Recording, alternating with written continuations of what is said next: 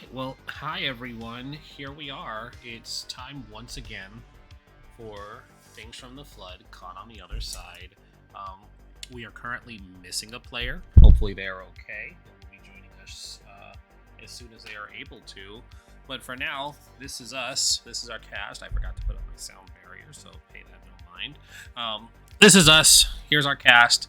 I don't have any real announcements to make yet. Although, Doogler, I know you were asking about the HelloFresh sponsorship.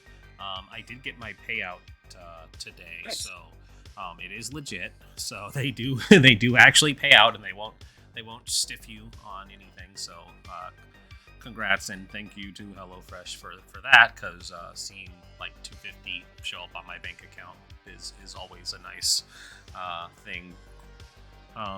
Anyways, support our wonderful Change Stars Kickstarter. Support 13? 12, excuse me. Oh, Support 12, the other magical witching number. Exactly. Let me get a link for you. That's almost over, actually, on Kickstarter. There's 6 days to go, so if you want to get in while the getting's good, do. And if by some magic we end up getting to 20K, there's going to be a fully illustrated... Oh, hold on. There's something. Sorry. That was me. I didn't mute the site. If we get to 20K, we're going to have a fully illustrated pin-up calendar of witches. So that's going to be very fun. you realize? I hope people realize that 13 was actually considered the lucky number, because it was quite literally when people would get lucky. Because it was supposed to. It was some like pagan fertility thing. So people would end up getting together on the 13th, and then they're like, we can't have people having sex all the time, so we're gonna say it's bad luck.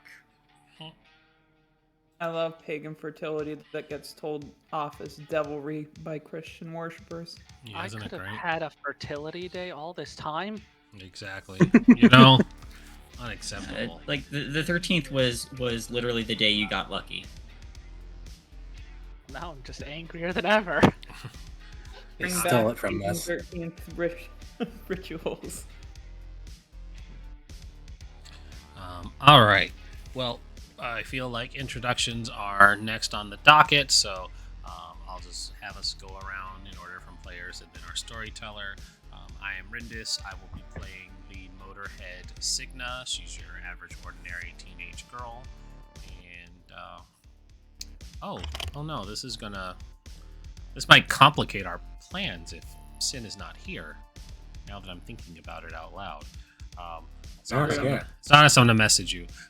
Anyways, that's me. I'm Signa, Popcorn Doogler.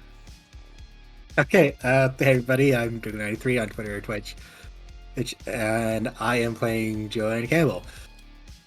Just doing her best. Everything's going swell. Nothing's wrong at all. Right, Zaunis? I'm gonna put so many wrenches in your everything's fine. It'll be fine. Yeah, no, it's gonna be full on monkey wrenches. This is no like little toolbox. It's just full-on monkeys, y'all.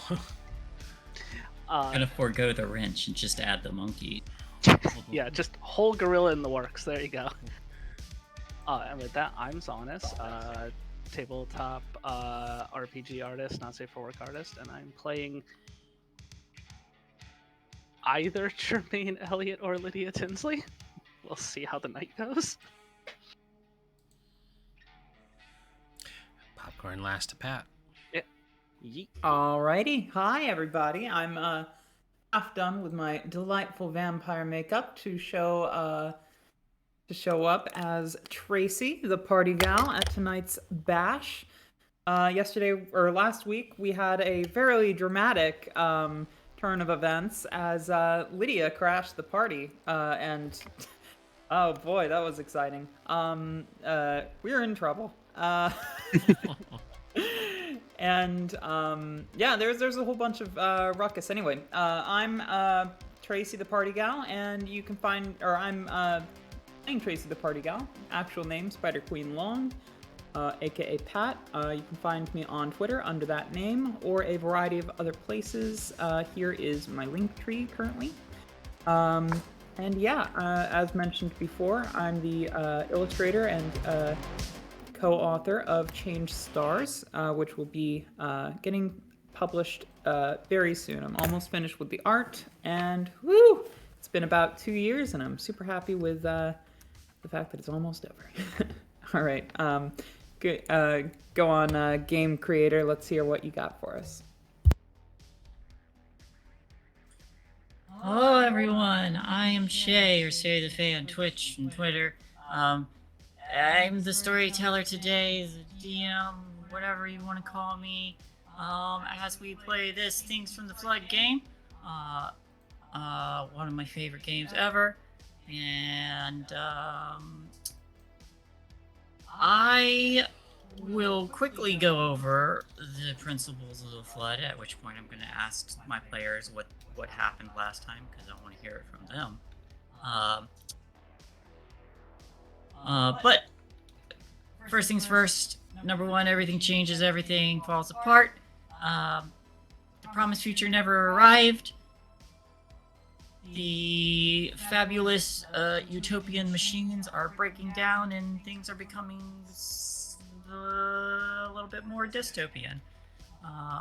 Number two, everyday life is full of demands, boredom, and conflicts. The players are just everyday teenagers. They have school dances. They have drama they have to deal with, work, book reports they need to turn, and all that stuff.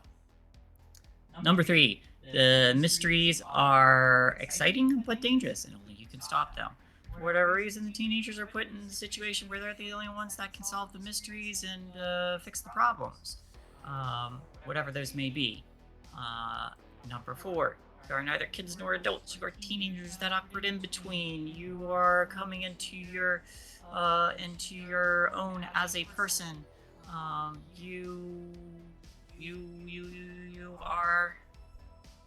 You don't have the responsibility of being an adult, but you don't have the safety net of being a child either. Number five, the game is played scene by scene, much like a movie or a TV show or something of that nature. And number six, the world is described collaboratively. While I am the DM and will have the final say in giving scenes, everybody else gets to decide what they throw in there and shape the world and just generally write the story along with me. On that note, everybody, remember your X cards. While this is a game that is meant to be able to explore potentially darker themes in a safe place, I'm not saying we're going to get into those darker themes, but it can happen. And something makes you too uncomfortable, slap that X card down, we pause immediately, and we'll talk our way through it. Same for the audience. Something makes you uncomfortable, step away, come back when it's done. Everybody, what happened last time? Well, where's the beginning of my notes? So we finally made it to the dance. Astrid got a chance to perform with Ashley's band, and as luck would have it, a disheveled and broken Germaine still managed to be able to produce a good enough distraction for Tracy and Courtney to ultimately wildly successfully spike basically air and water molecules in the air with alcohol. I think everything is basically alcohol. Yeah, baby! Everything is booze. You wanted to pin it on some people with your levels of success. Yeah. The rich folks I don't like. / the boys' bathroom. Down the boys' bathroom kids. Boys' bathroom kids! Oh god. Rich kid gang. Jermaine managed to get a cult going with that her did impressive happen. witchy skills. Like, Lydia's here. I love my sweet little cupcake, but I have a cult. You have a cult now. I'm gonna see what I can get away with that. Honestly, incredible. We love to see it. Shortly after that, Jermaine was grabbed to the side for a dance with a very foreboding woman that I believe most of us remember. Very threatening dance with a weapon jammed into Jermaine's side, demanding to know the location of a certain isopod. And shortly after that, I believe it was Joanne that was it Joanne that noticed Lydia that was like hiding in the corner? Lydia went to grab Punch, and Joe was there, Right. stopping Binks from drinking the punch. He's like, "Oh, Yeah. we need to Yeah, talk." the awkward stare But down. damn, Yep, that awkward that moment. lucky kitty, grab, drag to the corner. That's a Yeah, because Lydia's about as heavy as a bag of potato chips compared to like everybody else, so she couldn't even walk away from Joe. Just slid across the Joe's floor. also strong, like 5 body, 5 force. Wait, you have 5 body? Yeah. Crap, I thought you were like 3. Nope. No, yeah, She's our bruiser without bruising. yeah, no. Lydia was basically a freaking like flag in the wind. It's hard to tell with all the baggy clothes on, but Joanne's just got like a 6-pack under that. Ripped. It's also why the one kid has 3 things in his head instead of 1. It's been weeks. I'm still so happy about that. Okay, so canonically Joanne is just ripped AF. Got it. Mhm. Joanne grilled Lydia on both where the hell she's been and some insider information with Lydia's new employment. Joe also kind of let out most of her insecurities and told you what's been happening, Yeah. which Astrid all overheard. Yeah, Astrid overheard that, and Lydia, knowing a bit about what Astrid is, not who Astrid is within this world, saw fit to threaten her with a lovely phrase of child blender. Yeah. Lydia was very afraid seeing somebody like that near her friends, who she has been, in Lydia's mind, selflessly trying to help, in everybody else's mind is not really agreeing with that sentiment. And then Lydia got shouted out by an onstage Courtney, and I think that was everything. Where's Tracy? That sounds right. Yeah, so Tracy was in the throngs of people when all this went down, and she didn't even notice that Lydia had returned. She actually was just paying attention to the band, and then the band explicitly called out that Lydia was in the back, and oh boy, I think you know. Yeah, well, Tracy's probably taking a moment to realize this. Not feeling very happy. Not happy. Oh, okay. She was feeling very happy. She had a successful run, spiking the punch. She was enjoying the dance. Everybody was getting drunk. There was fun drama. She was center stage. It was perfect. Then Lydia. So everyone is still getting drunk. Jermaine, I believe, is also kind of staying in the crowd. So Jermaine, you see your new friends. Some of your new friends are speaking with someone you don't know. And I feel like the scene kind of opens up again with that. with the attention being brought to Lydia.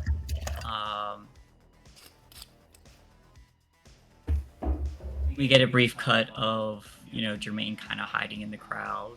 And then, Tracy, you look over and you also notice Lydia, whom you do recognize, mixed in with some more of your friends. And Right. off to the side,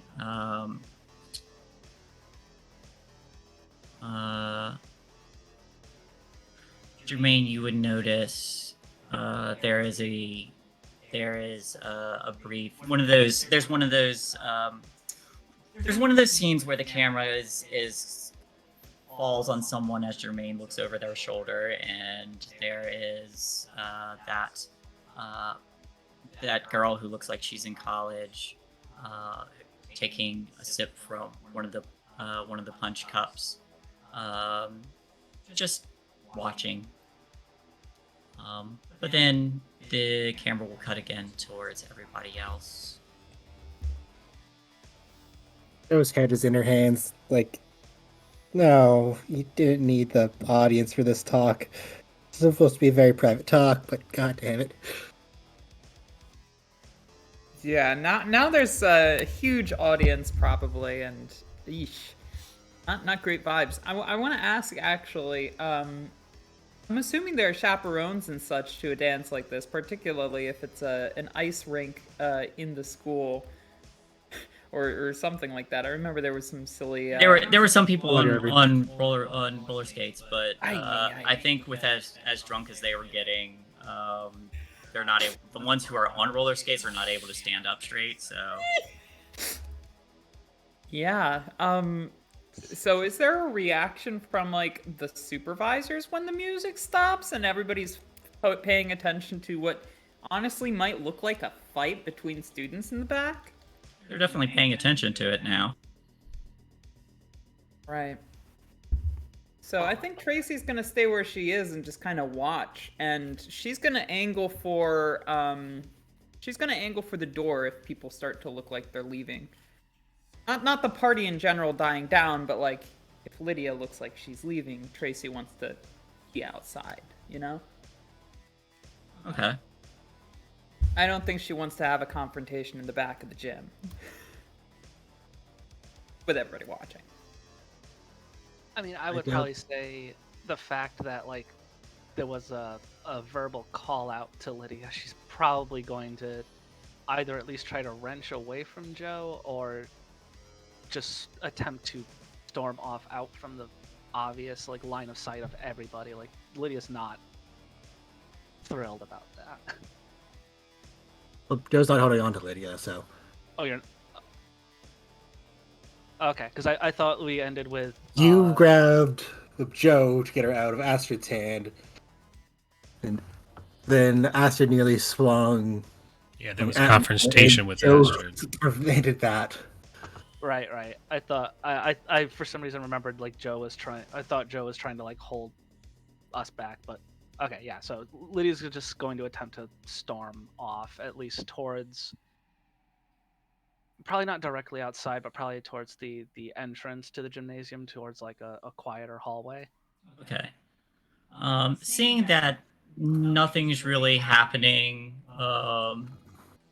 nothing as interesting is happening, or if there was, it's already over, or so it seems. So it's... People stop paying attention to it, and someone kind of shouts out, "Yo, bring the music back!" And then there's a moment where two of the doors to the gymnasium swing open. There's and we can't see over the crowd, but kind of light spills through briefly, and then everyone's kind of quiet for a minute. And from most of everyone's perspectives, they can see like the crowd parting. And with Courtney having stepped off stage and kind of disappearing, getting stuck in the crowd, most likely there's a lot of people here. there's a moment before a figure manages to climb on stage, and it's a much smaller figure. And it's a figure many of you would actually recognize. And as PartyBot turns around after climbing on stage, he says, "What's everyone standing around for?" And two speakers come up and begin to start playing music again that pop out of his shoulders. Most of you haven't seen PartyBot in a while. But if there's a party somewhere, somehow, this robot has to get to it. I'm just worried now, like, is this a Hugh situation where it's just like, hey, there's a party, bam, it's PartyBot? Or Bam, has it's something PartyBot. horrible happened that we're unaware of? PartyBot's here. It's in my programming. Oh no. But PartyBot starts dancing on stage with the speakers playing music now, kind of abruptly reinvigorating the weird hush that had come over everybody. The party picks up again, and everybody starts dancing. Lydia, you step outside still? Just to like one of the connecting hallways, not out like. I'm assuming it's one of those gymnasiums where it's like there's doors that lead directly outside, and then like doors that just lead into like the hallway of the school. Okay. I'll be at, like the hallways of the school, not directly outside yet. I think Tracy is also there somewhere, or will be soon. If that's in alignment with what everybody's thinking. Well, Lydia. Joe's going to turn to Astrid and say, "We should go after more we need to know, but are you going to be okay if we do?" If she can control herself, I would have no reason to destroy her.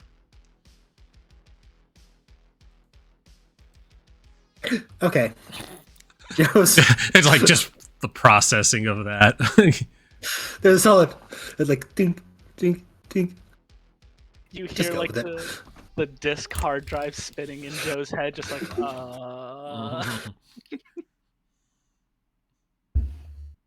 Since there were the codes and stuff where Joe's going to grab her bag, like, let's go. Astrid will grab her stuff.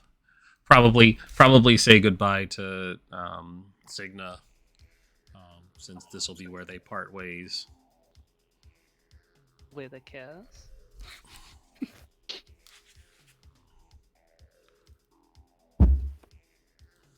A I guess long, dry, I- robotic kiss I'm- with a lot of inner pneumatic tongue action.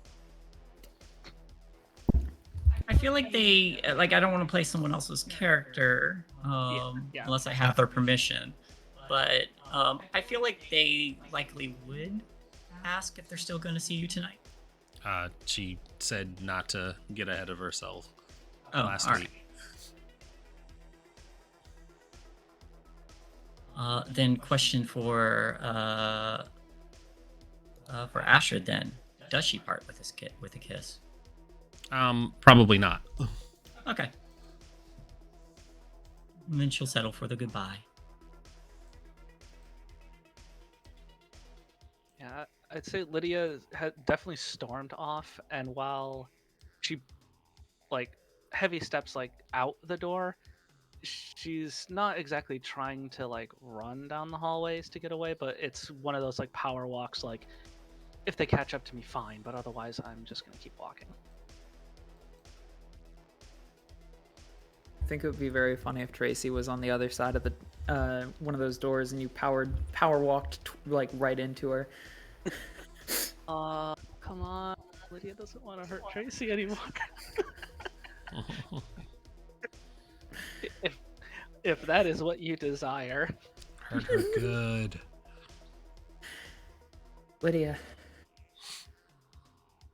I didn't know you were gonna be at the dance. I called you to ask if you were. I guess you just didn't get my message.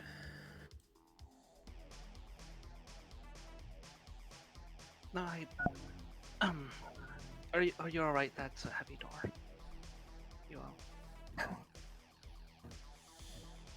I got your messages. I got them.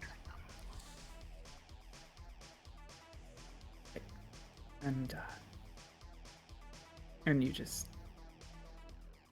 you've been busy, I guess.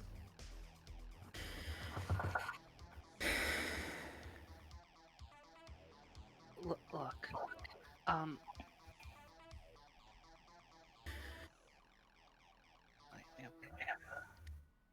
Echo.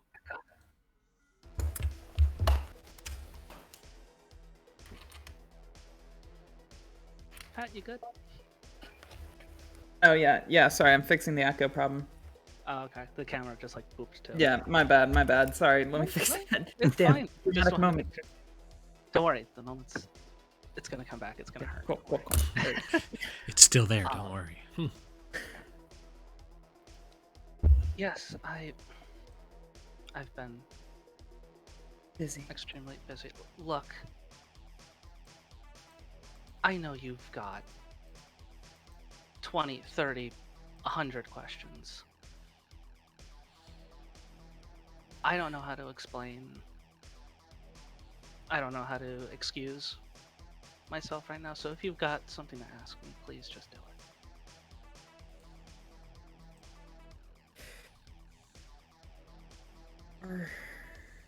Are we still friends?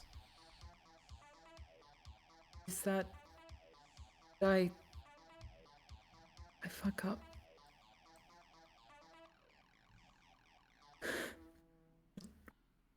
What did I do? What did I do that you feel that you were entirely responsible for everything? And that you had to carry all this weight on your shoulder alone? Why? How did I fail as a friend that you felt that you had to leave us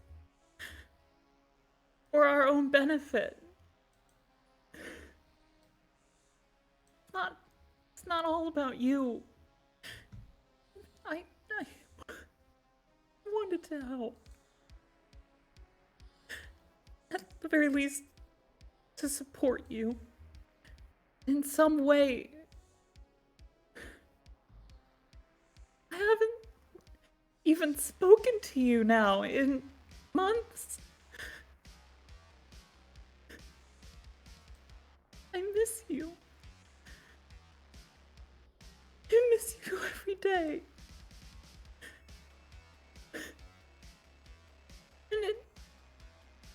And it hurts knowing that you're suffering and there's nothing I can do about it.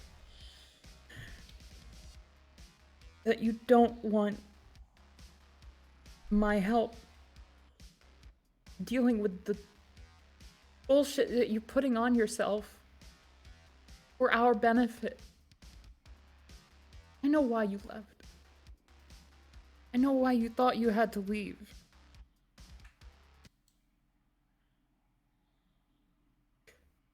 But I miss you.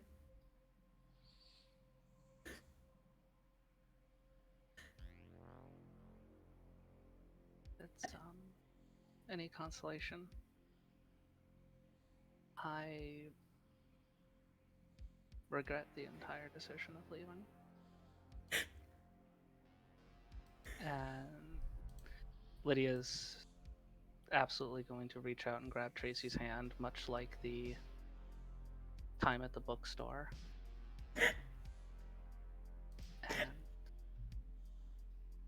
And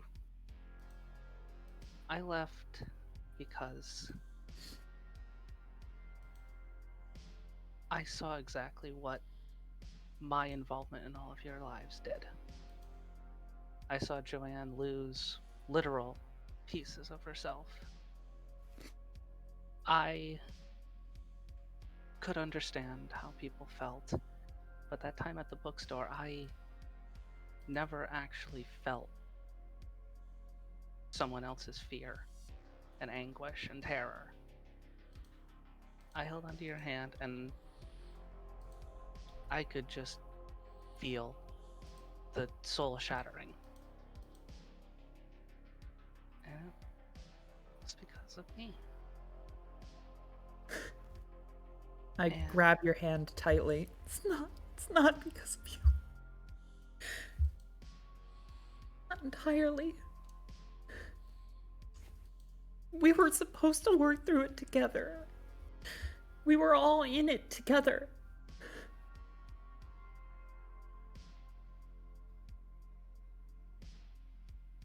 I know. And I'd do it differently if I could.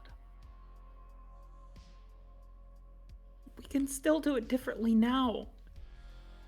Nothing's ever ended until till we're 6 feet under. You don't have to run. We can stand together, or at the very least, we can work together. We can talk together. We can help each other. I can help you. I know that you're doing things that you think are very important, and I'm sure that they are. But you matter to me. Being on your own can't be good for you. I just want to help you. Because you've dedicated your life to helping us. You're working with your fucking father after all the evil shit that he did. And you're doing it for largely selfless reasons. You're explicitly doing it for us, for our safety. You're not thinking about your safety and what you need. I don't think. We all need someone to talk to.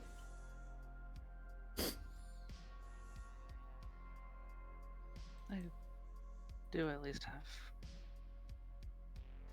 a person or two to talk to, but Tracy, look, I would give up everything. I would do it all over immediately right now if I had the power, so I could stand with you guys right now. But the fact that you're asking me to come back and be with you all right now, you thought things were dangerous before. I just want you to... If you all want me back, then I need you to understand something. What's gonna happen will be far worse than anything we dealt with before. I will be walking away from a company that has probably my soul on file. Sure, we could raise hell. We were always good at it. But I did this to protect you all. And now you're asking me to bring the full force of my stupid ass decision back to you all. Your lives won't just be in danger, your very existence will be in question. Just asking you to pick up the phone. I spend almost every waking minute under surveillance. I just couldn't. After we all woke up, it was a fresh start, Tracy. But my parents weren't doing what they did yet. The only way to keep you all safe was to, at that point, have none of you in my life. None of you on the radar. That was the only way.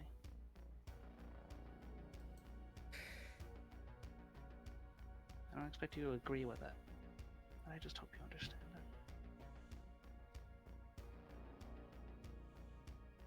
it. I understand that you are a martyr. And you are pinning yourself to a cross in some field. And that's a very lonely place to be. And I hope when you walk out of your cave that you'll still remember me. And I hope that it's soon enough that I remember you.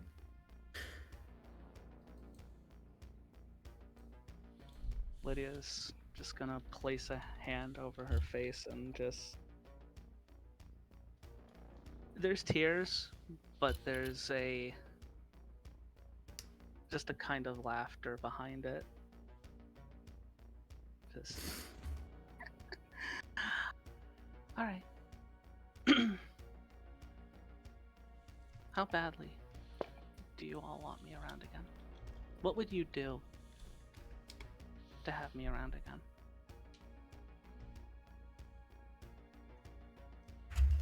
I want to make Faustian bargains. But bitch, I would walk into the fucking Hades River. You don't have to do this alone. And I know you're under surveillance, but there's always a fucking way. We're resourceful. We took on a fucking megacorp. We're taking on one now, and you're doing your own megacorp monster thing. I get that. But we will always be in trouble. And we will always be hunted because we are never going to get a fresh start. Never really going to get a fresh start. I want a fresh fucking start, but I'm never gonna get that!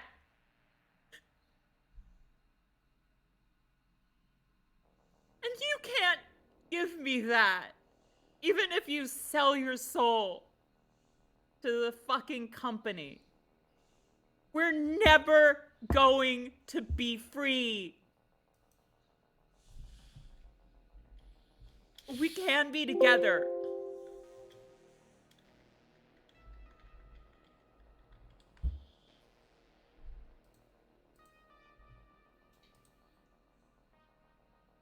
All right.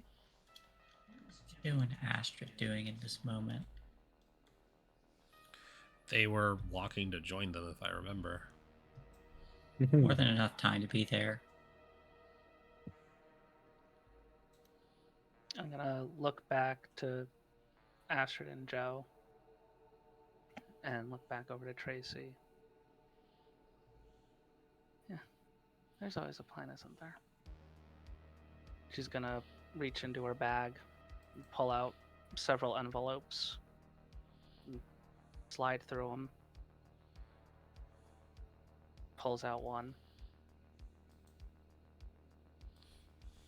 Hands it over to Tracy. This is a contingency plan. I've had a long time to think about plans A through triple Z. And I'm gonna grab Tracy like by the jaw, both hands. But I'm handing you this letter with a dire warning. I wait for the lips to pucker back just a little bit. You open this letter. You'll get me back. You'll get a lot more back. But there is going to be hell following it. And if you are not ready for that, don't open it.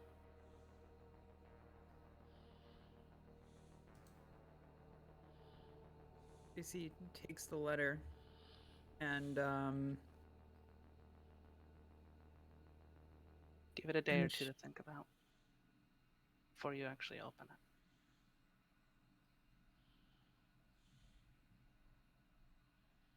if that's how long you need. Oh, that's not how long I need. It's how long you're gonna need.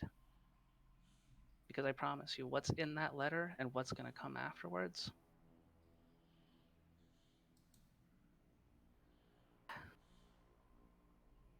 I don't want to do it to you. I don't want to do it to you, to Joe, to Courtney.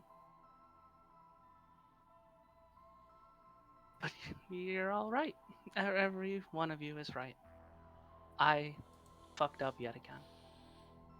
I fucked up when I put the headset on the first time by myself.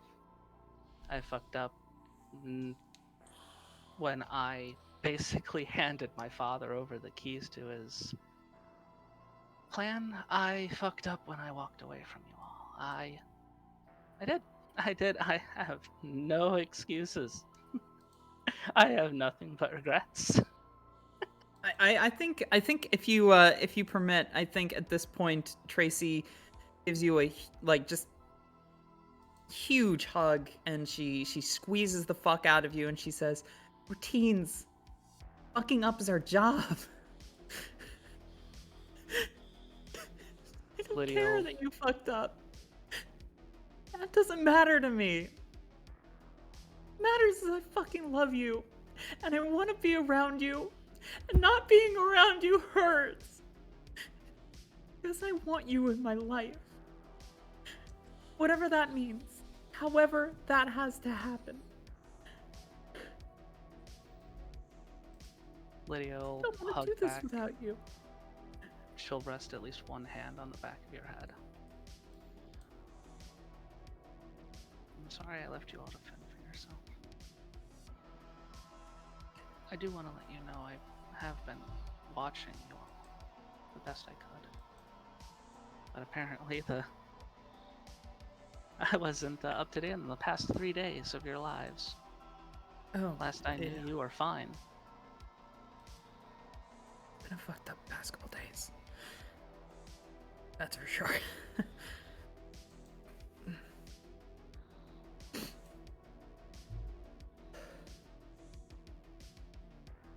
I'll make it right. But you need to know that there's gonna be a lot of hell to pay. And just as long as you're willing to walk the river Styx with me.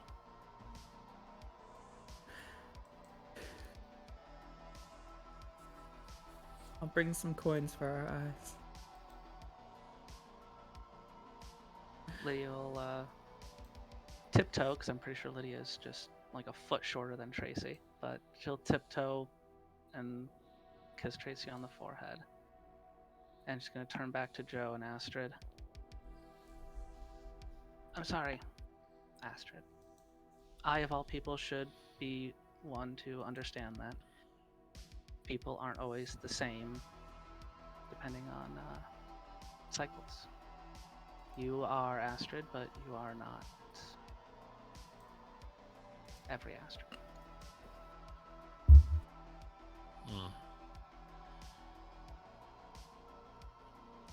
I suppose as long as you are looking to make things right with these ones, then I can forgive you. Lydia's gonna get semi-uncomfortably close to Astrid and say, I sold my soul to the devil to keep them safe. So I hope you can at least understand where I was coming from.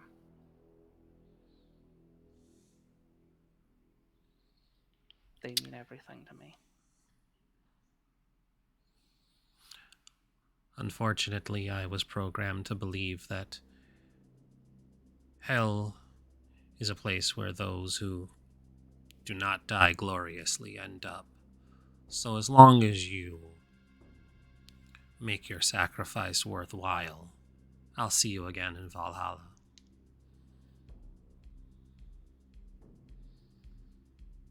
Most pleasant thought I've had in a long time.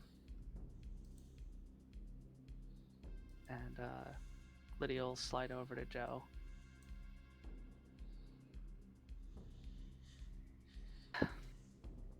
I don't know what more there is to say, Joe. I screwed up.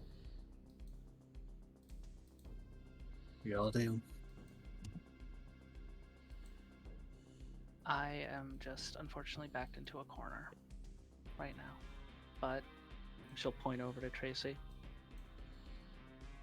Tracy has something that might change the situation. But I need you all to be on the same page. I need you all to be resolved before you open that thing. Because when you do, whatever's going on right now, it's gonna be child's play. In comparison. Important question. Yes. Did Jermaine also follow? No, I would say that Jermaine is staying around as many people as humanly possible for witnesses because, as well as she handled that dance, she is basically freaking out on the inside and does not want to be anywhere away from eyes. She started the cult orgy. Yeah. No, just the tomato soup orgy in the middle of the room. It's fine. Don't worry, she's good. Lydia starting people. Jermaine starting an orgy. This is normal. It's fine. Yeah, Makes sense for his character. I saw this episode on 90210. It was great. Or wait, no, this was a Power Rangers episode, right? Yeah, this is definitely a Power Rangers episode. Yeah, some Blue Ranger. Lydia's also going to lean over to Joe and give a kiss on the forehead. And go back and enjoy the party. Because you deserve at least one night. Be teens. Just one. Be careful. I will. At this point, Lydia is going to go outside.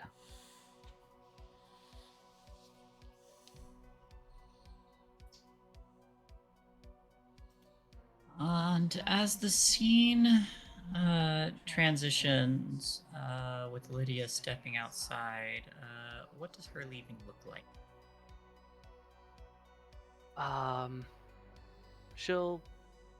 Lydia gently walks through the double doors, waits for that audible like thunk and click of those old school high school doors, squats down and just lets out kind of not a very loud scream, but enough like just that like muffled pillow like screech into her dress. Gets back up, wipes her face, and starts walking towards a car in the parking lot. Seated on the car in this parking lot, directly on the hood, it's probably the principal's car. Don't really know. She doesn't care. There's a woman sitting there. V has been at the dance this entire time. She just chose not to go in. She is dressed in a blue jumpsuit and a leather jacket over top, and she has the bat draped across her shoulders and her arms. If you couldn't guess it, she's dressed as Ellen Ripley from Aliens 2, because why show up as a monster to the Monster Mash when you could be a monster fucker? And she... Become a monster, don't be a monster. Yeah. Well, why be the monster when you be the monster fucker? So she's sitting on this person's the hood of their car, and she looks to Lydia and she says, "I told you not to fuck with those white women. They're bad news." Shut up! Now it's not the time to be funny. She gets up off of the hood, walks over to Lydia. wraps her arms around her and says, "Did you get the closure you needed?"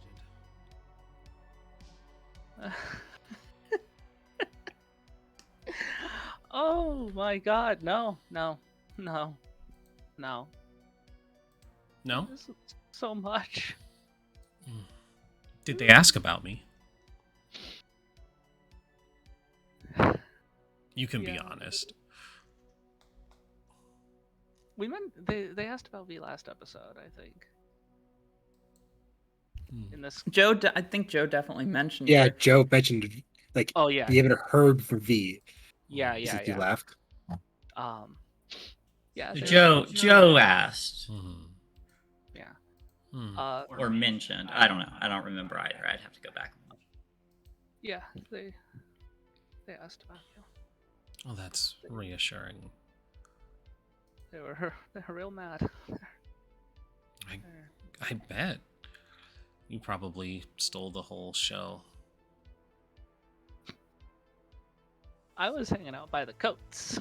The only reason I was even part of the show is They were always drawn to you. Well, I suppose for now, they will just continue to think that we're being cold to them.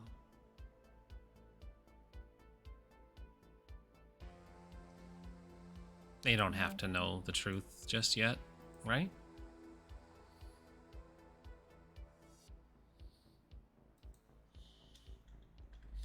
I don't know. They're gonna know really soon. V. I gave Tracy one of our backup plans. Oh, good.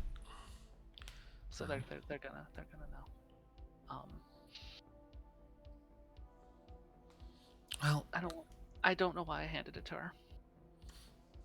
I feel like you needed to.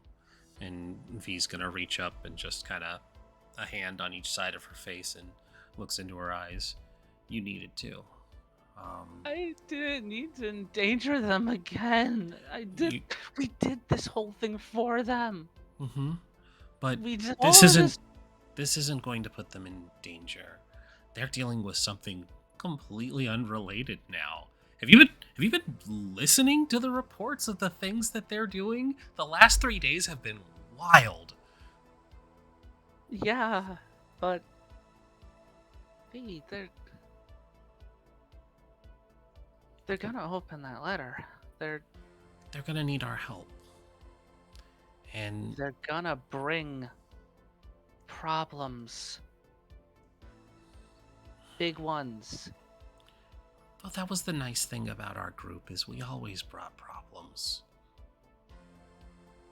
Not to that are directly endangering them. I tell you what. We got 3 big problems. Okay? Yeah. But I tell you what, if they survive this, maybe that's a sign that they're more than capable. That they're not helpless. They've survived once already. That could be written off as a fluke. Twice? It's more than that, right? Look, 3 times is a pattern, but I've never been a gambler. Have you caught me in a casino once? But you know what? The great thing about gambling is the house always wins. And who controls the house?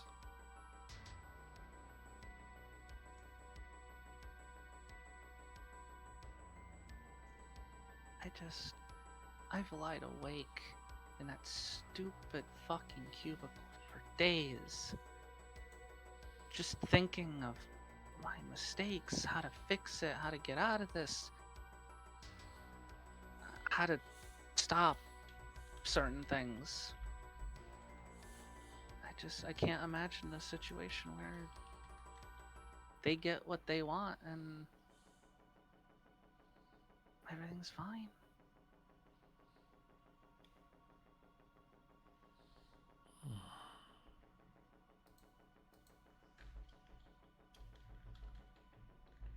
Everything will be fine. It just doesn't look like it now. Well, I know them. They're gonna open that letter earlier than I told them to. Oh, I'm sure they But, won't make it out of the dance. Yeah, but there's a date. There's instructions. We'll just wait for then. See what happens.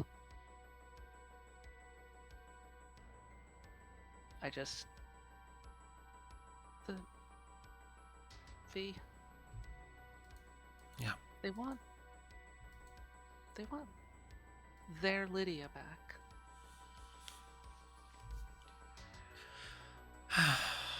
They have a Lydia they want back.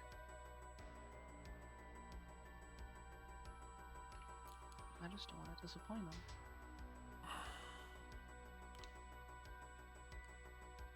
I think they'll be happy with the Lydia you've become. And the Lydia that you are. I know what that means. And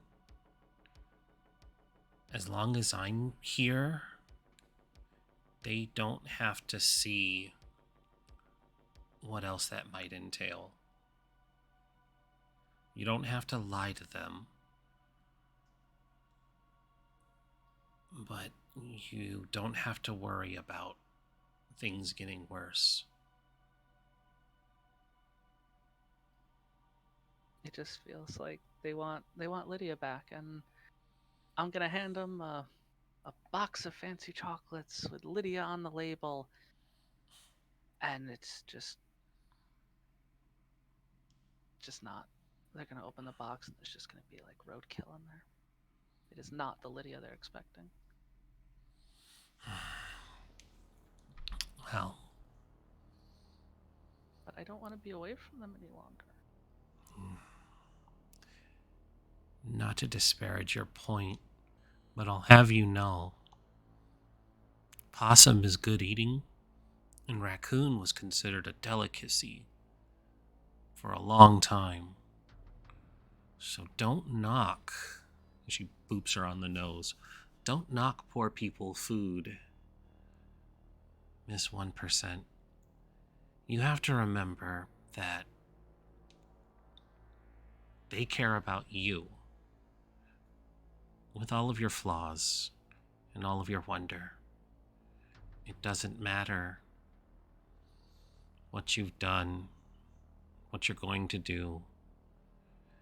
Frankly, you don't need to tell them any of it either. If you're not comfortable sharing what's happened, don't tell them. It's not something that has to be shared. Yeah. Yeah. As long as they don't witness it. So stay close, okay? That's why I'm here. Oh God, do you think they're going to be mad that we've stayed in contact this whole time? Oh, they'll be very pragmatic and understanding.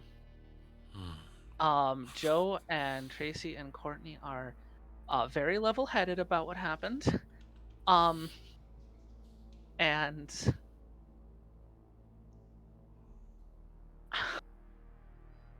look, they're gonna find out. They'll understand, I think. There were things we both needed to do. I'll take the heat for that one. You know, it's weird. They've had the ability to technically get my attention this whole time, but nobody's taken it up. It's weird. There's like a whole number written in the bathroom and everything. Oh well. Well, you know, we don't really have all that spare time to be answering personal calls. Yeah, I'm really down on my money. Thanks for putting me on the payroll, by the way.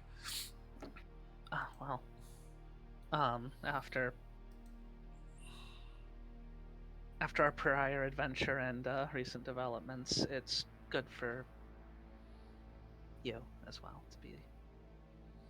I'm earning my living instead of taking a handout. Yeah. And, Dad's proud of you. Probably definitely watching you. There's just a 5-mile stare at that one. It's just like, yep, I'm sure he is. Sorry, that came from somewhere else. It's all right. We both have daddy issues now. Let's. No, I've always had them. Okay. We should get out of here. I let's just drive. I need air. Come on, I'll take you home. And wraps an arm around Lydia's waist, and they probably walk out to wherever her actual private car was waiting for them. This isn't even my car. This isn't even my car. Yeah. Some poor sap is gonna walk out and be like, "Where the fuck did all these boot prints come from?" Who the hell? I'm still imagining that we just took the hood ornament too. It's like, oh, absolutely, yeah. Especially if it was. I don't want it, but I'm taking it either way. If it's a Benz, absolutely. I mean, I'd take it. It is now. Mm-hmm. It's a nice car. It was probably the principal's. People who drive Benzes. Ugh. So as both Lydia and V move off to the actual vehicle they have here, the camera pans over to the school entrance again. What is everybody else inside doing? Astrid has gone Well, back to partying. Joe was going to follow Astrid because she just feels completely drained. Sounds like you need to get your mind off of all this. Yeah, I feel kind of raw at the moment. I would normally say that Tracy needs a drink. Just deeply inhale. I think Tracy's going to go outside. It's late. We're at the school. I think she goes out to the outdoors kind of recess area and sits down on a swing and stares at that envelope. Astrid and Joe are staying inside. Whatever Joe wants to go. Astrid was just suggesting she go relax. Joe wants us to lean on Astrid for the moment because she's just that emotionally exhausted that just kind of hits her physically as well at the moment. Should we go check on Tracy? Might be a good idea. All right. He's just gonna walk with her outside. Right. So, as you all make it to the outdoor grounds, inside, Jermaine's the only one to see people getting progressively more inebriated. There's already been a couple people falling over. You see that some of the adults there who were helping out have started to take notice that something's off.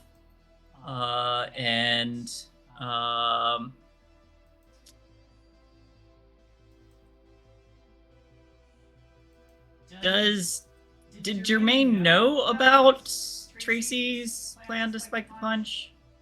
I don't recall. I definitely let her know. Okay. Yeah. I think at this point, Tracy's talked about it enough that Jermaine knew that was the plan, but Tracy had basically just looked at Jermaine and say, "Hey, distraction." So she was True. She was like, it wasn't a coordinated was this the thing. moment? Was this what that was? Yeah. So you see, there's Jermaine. You see, there are a few people who are kind of losing their inhibitions a little bit. There's a couple who are just openly making out off to the side, which isn't too surprising, but they're getting a little too handsy for it to be in public. There's someone who climbs on stage, um, uh, uh, just gets a woo and jumps into the crowd like he's expecting to get crowd surfed, but falls flat on the ground. It's Now getting, this is the party. yes, Maybe it's I'm not getting, there. it is getting a little bit more chaotic, and you see one of the, actually probably it's probably going to be, if I can find him.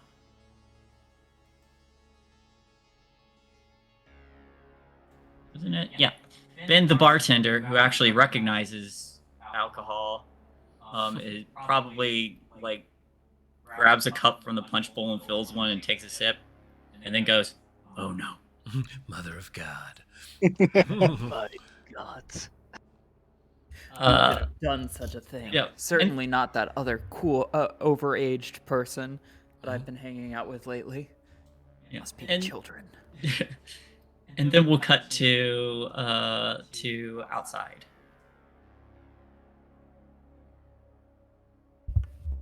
Tracy's hardly swinging, but she is swinging. She's Tracy has ADHD. I'll freely say it. She definitely needs to stim, so she's swinging a little bit. But she's looking at the envelope most importantly. She hasn't opened it yet. She's just staring at it. Hey, buddy. You good? Hey there. How did you get here? Just walked out. I was by myself. I saw you talking to Lydia. It looked kind of like a fight, actually. Could have been. Almost took her head off. Yeah, that's. Yeah, glad I stopped Soon as- that there. God, where the fuck is Courtney? I didn't even notice that she was here until Courtney shouted her out on stage, and fuck, it's been. I'm fucking dazed. I'm going to be alright. So, yeah, I guess she was just here and just didn't want to talk to us because she's got big things going on. Maybe she was just checking in on you all and didn't want to draw attention. Right, I mean, Maybe she's also scared. yeah. And I don't mean to be like, you know, you can't have personal space or anything too, because like, you know, if she needed time to just be by herself, that's I would understand that. It's just there's been no communication, no indication that until, you know, just now that she even wanted to be with us. It's been oh god. I'm so tired of talking. I need a drink. I was going to say, did you want to call it tonight? Joe's gonna reach Yeah. into between her breasts, pulls out a flask. No, actually, I get think that? I'm good. I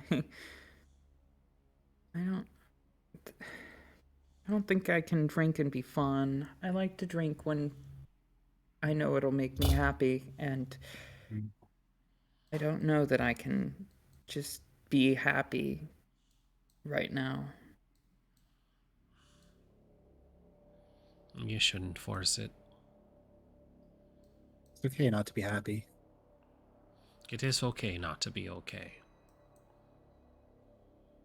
Yeah. Well,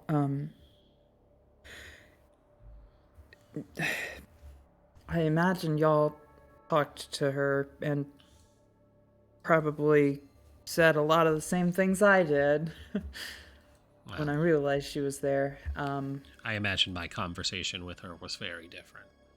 Oh, right, yeah, she doesn't know you. Sorry. That's all right. I mean, honestly, it's been very little time that we've known you too. Fucking fast friend creator you are. Jesus. I really think about you like you've always been part of the group, but like we've only been hanging out like hardcore for like 3 days. It's been a big 3 days. Yeah, Yeah. it's part of the programming. It makes me very amicable to others. I mean, that's kind of the way it is with humans. We just don't say it like that. I mean, also respect for being amicable. Some humans aren't. Anyway, I'm sorry. She gave me this. Let's say, pulling out the envelope. This is something that she said I should think about opening before I do because it would change things. She says a lot of very grave sentences, and I'm sure some of them are right. She said that if I open this, she might be able to come back, but if she comes back, things will be worse than they've ever been before, and we'll be fighting worse and more powerful opponents and so on and so forth. And she thought that she could give us a fresh start. She didn't want to do all this, and, you know, all that jazz. But anyway, this envelope. She says that we should wait a day or two to think about it, but if we open it, she'll come back. It's a hell of a prospect. Yep. Yeah. And it seemed like she wanted to come back, but she wasn't sure that we would be safe and all that stuff. But were we ever really safe when she was here in the first place? And has her being gone changed that? There's just a lot to think about, obviously, but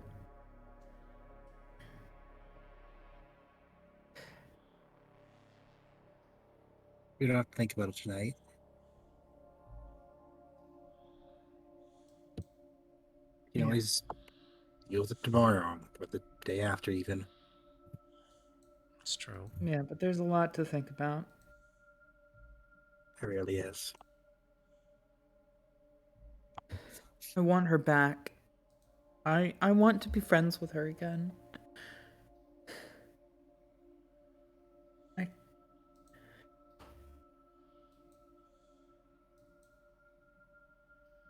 But I want her to want to come back. I don't want it to be some, like, ultimatum that I have to deal with.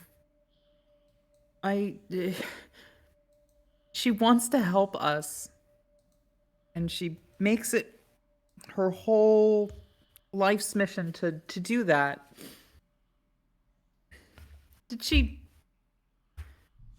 ask us what we wanted when she did that? Selfish to say, I know, but like, isn't it kind of selfish to just think that everything's your fault and that you going away can fix it?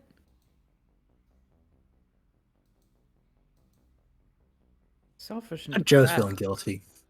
Yeah, guilty. Sure. She's got a lot of guilt.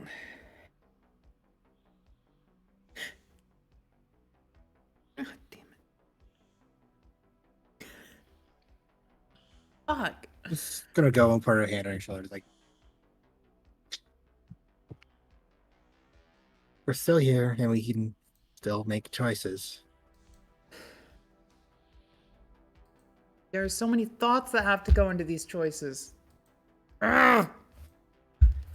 Why can't a single fucking day just be easy? God, and it feels like this day has gone on for fucking weeks. Yeah, I know what you mean. What you mean?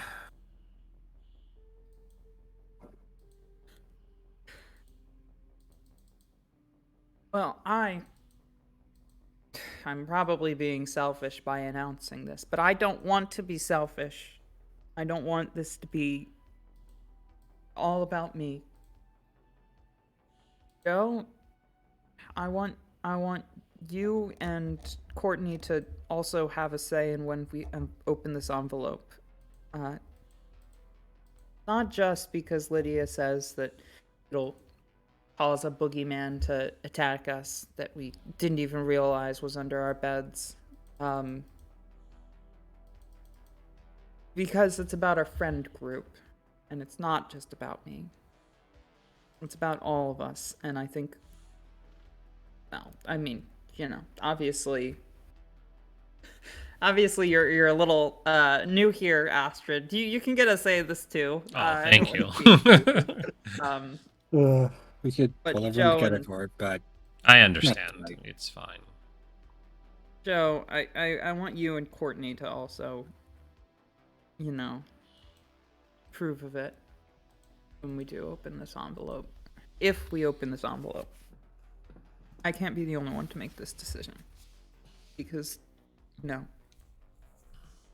I don't want to repeat Lydia's mistakes.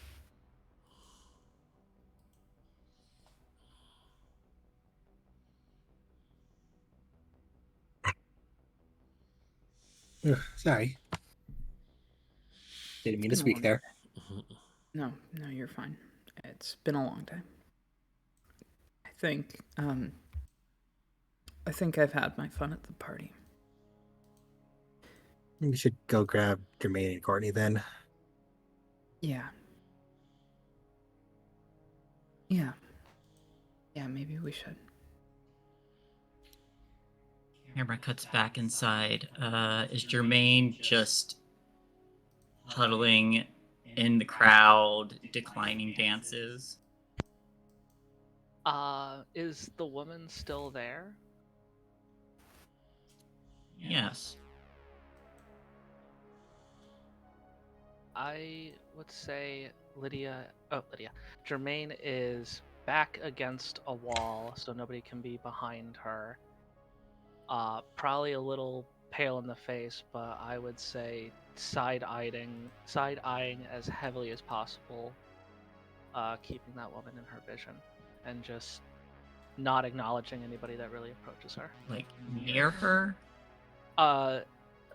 Not really near her, just the best line of sight I can probably have to her. I want to stay in the crowd so people can like visibly see me, back against a wall so nobody can be behind me, but if I can keep a beat on her, great. If not, it's a heavy crowd.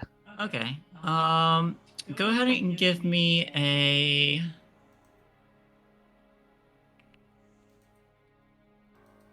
What would this be? A save my ass roll.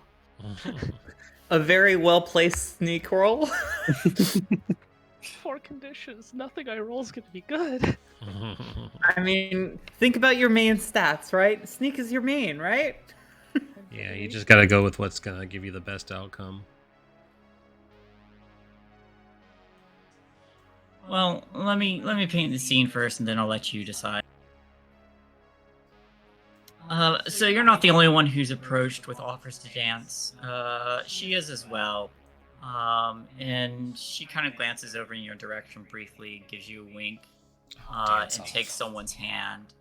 And as she steps into the crowd, she does vanish for a little bit. And there's moments where you can see her dancing with someone, where she flits between the crowd, and you can see just for a brief moment she locks eyes with you and then disappears again as the dance continues, and then reappears in a different spot.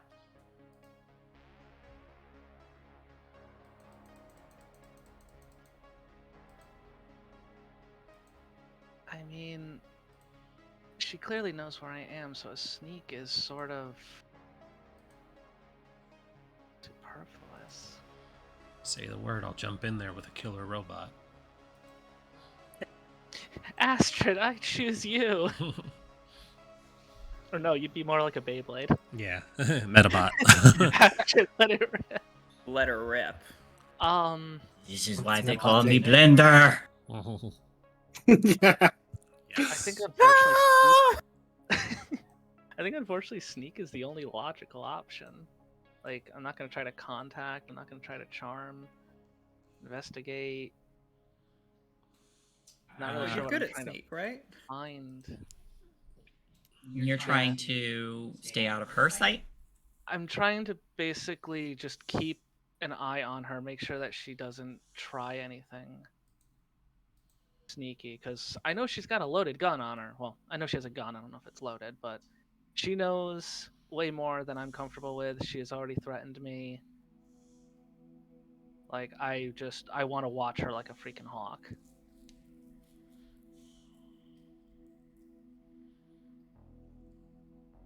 I would say that would be...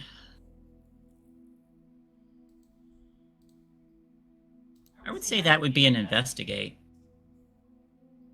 Not my best stab, but not my worst. Alright. I'd be like, what's hidden here?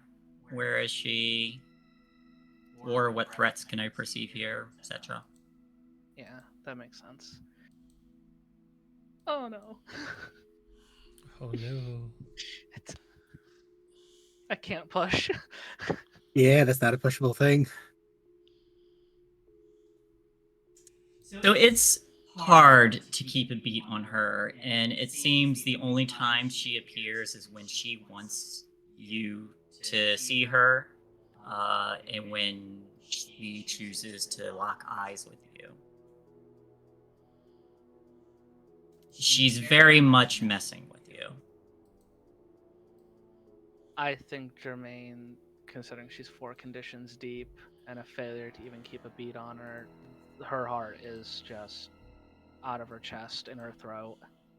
She doesn't see any of her friends nearby. She is pinning her back to the gymnasium brick wall and just doing her best to stay some sort of calm and watch this woman. But yeah, that's not going well. Okay. So this goes on for a little bit before your friends actually arrive.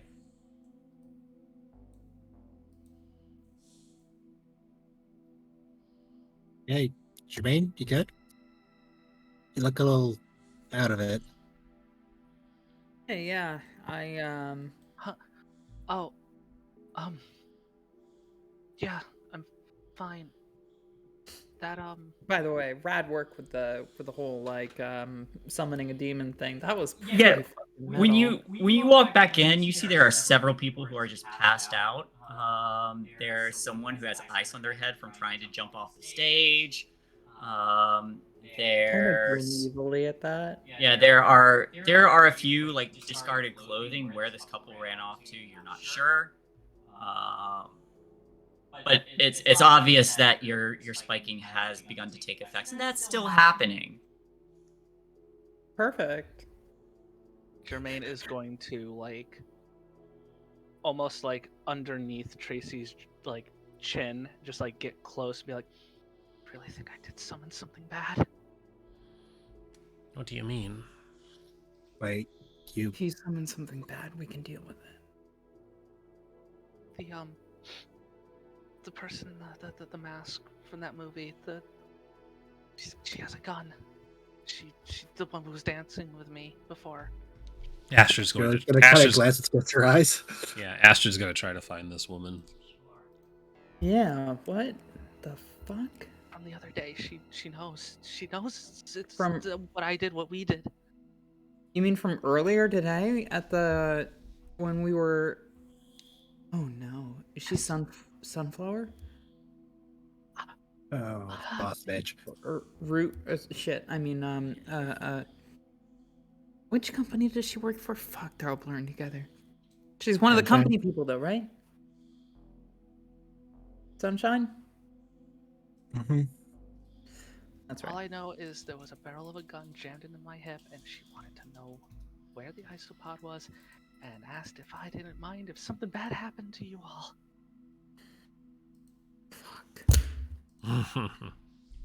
Well, doesn't look I like I put get the to... envelope in my purse and I say, before we deal with this, we gotta clean house. I didn't get to fight your friend Lydia, but maybe I can mess with this one. She just kind of Hey. cracks her knuckles. Whatever we do, let's take it out of the gym. The ops are giving us the stink eye. Are we zeroing in on her? Have we seen her? Make me investigate. Can I make one too? Investigate. Can I lead to like See- encourage people to look for this? and Please, give please some- do, because I need more dice.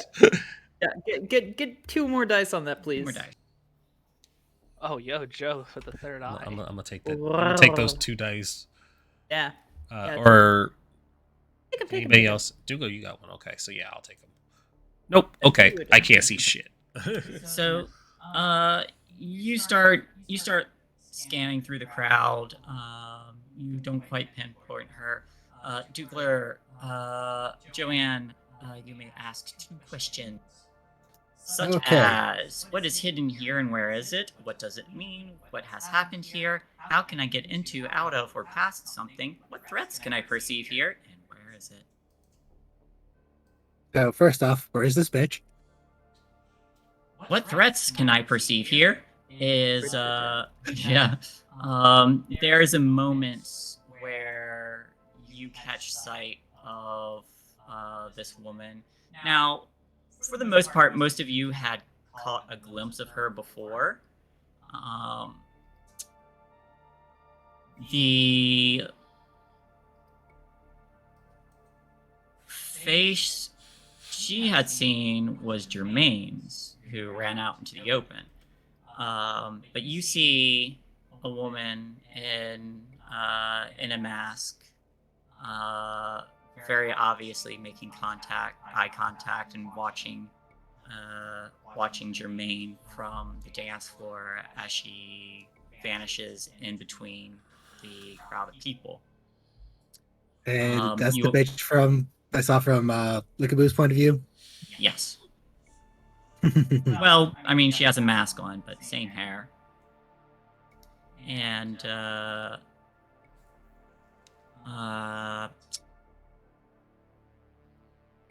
you notice, as part of that, that she is now watching the rest of you as well. Jermaine's just gonna lean over, like, just smile, laugh, and just pretend you don't know me. I think she only knows who I am. Are you sure I shouldn't flash my gun? I could just deal with her. I hear that's how we flirt these days. You show your piece. Usually Jermaine would be far more like put together and reserved, but she is literally working on emotional fumes right now. So I would say this is easily the one time you're seeing Jermaine like in sheer panic mode. She is pale as a ghost, paler than a ghost, and just kind of like, just go, okay? They only know it's me. They only noticed me.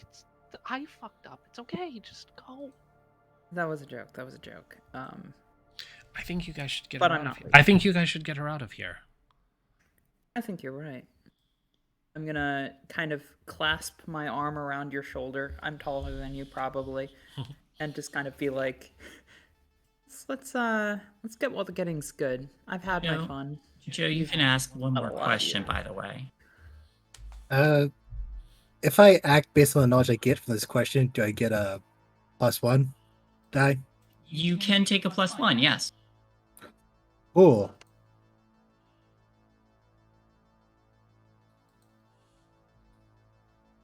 Joe is. Oh, do I really want to do this? Because part of me just wants to say, how can I get her gun and use the +1 die on a sneak roll to get it out of her pocket? Which I think would be hilarious. But it'd be a bad idea. It would be hilarious. Man, first you walk up to a dude and kick him straight in the nuts, and now you're trying to take an armed woman's weapon. Joe really has, like, come out of her shell. I fucking love Joe. Yeah, what's the best way to get her gun without her noticing?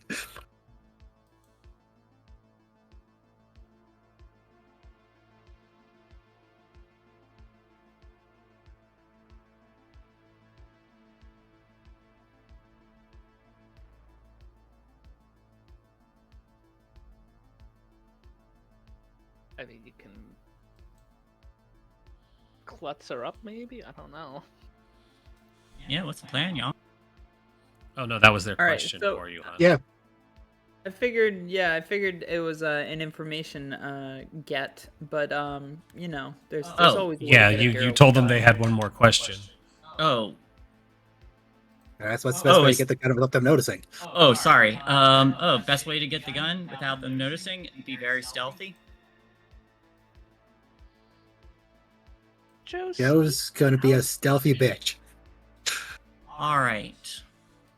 It might help that I'm actively leaving the person, leaving the gym with the person that she's been you know, following around. Yeah. Maybe. Yeah, Astrid's suggestion was the very squishy people leave, so she could also take the gun and the person, Yeah. if we really wanted to get more rough and tumble. Yeah, if we're making this some sort of high-level conflict, I might weigh in on a lead to draw attention away. Guys, Jermaine has 4 conditions. That's why I wanted I you. That's don't why I think- wanted you out of there. I don't think Joe's bringing this up to you guys. I think it's just something that he's gonna do. Yeah, go for it. All right. So, Joe, you try disappearing in the crowd. I'm going to need a successful stealth to be able to disappear. And I am going to need a bonus to be able to get next to her and actually try to take the gun. Okay.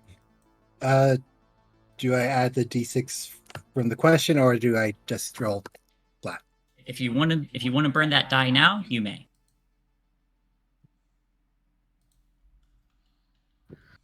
Yes.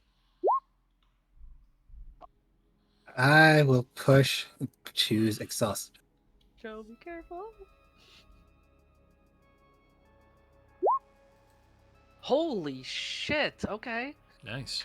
All right. All right. You steal her soul.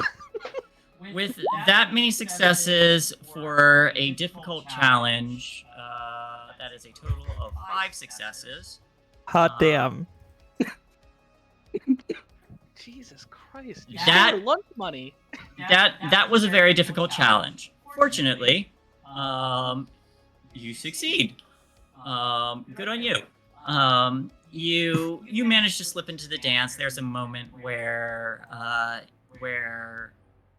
she's kind of doing little spins, keeping her eye on the group, but she still seems focused on Jermaine for the most part.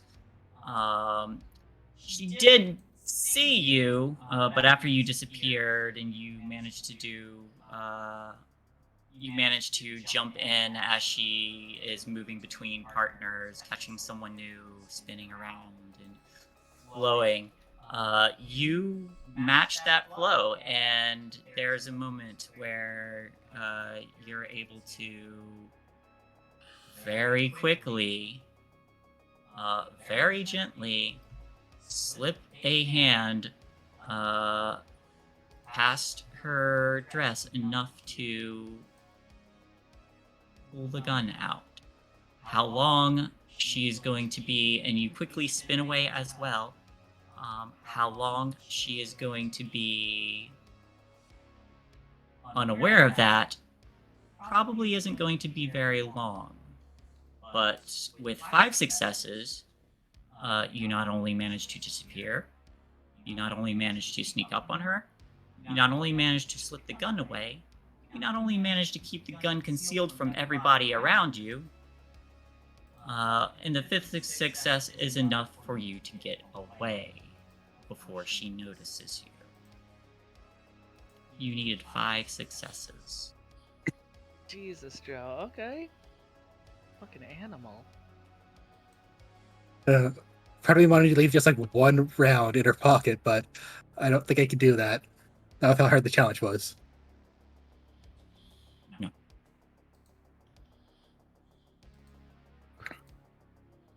So before you guys even realize Joe wasn't there, she's back. Like, okay, it is time to really go this now. Right, yeah. Let's get out while the getting's good. Did you ever find that woman that was stalking Jermaine? Yeah, I got Let's her get going. gun. Yeah, I took her gun. All right. Mm. Well, I mean, don't have to tell me twice. Let's get while the getting's good. Eventually, someone's gonna find out someone spiked a punch, and I don't want to be around when that happens. Speaking of, then the bartender throws open the men's bathroom. He's like, "All right, fun's over," and there's and there's a group of the rich kids in there, glancing up, looking confused. God, I don't use the men's bathroom. Yeah. Looking All right. quite confused. So you all are slipping out then.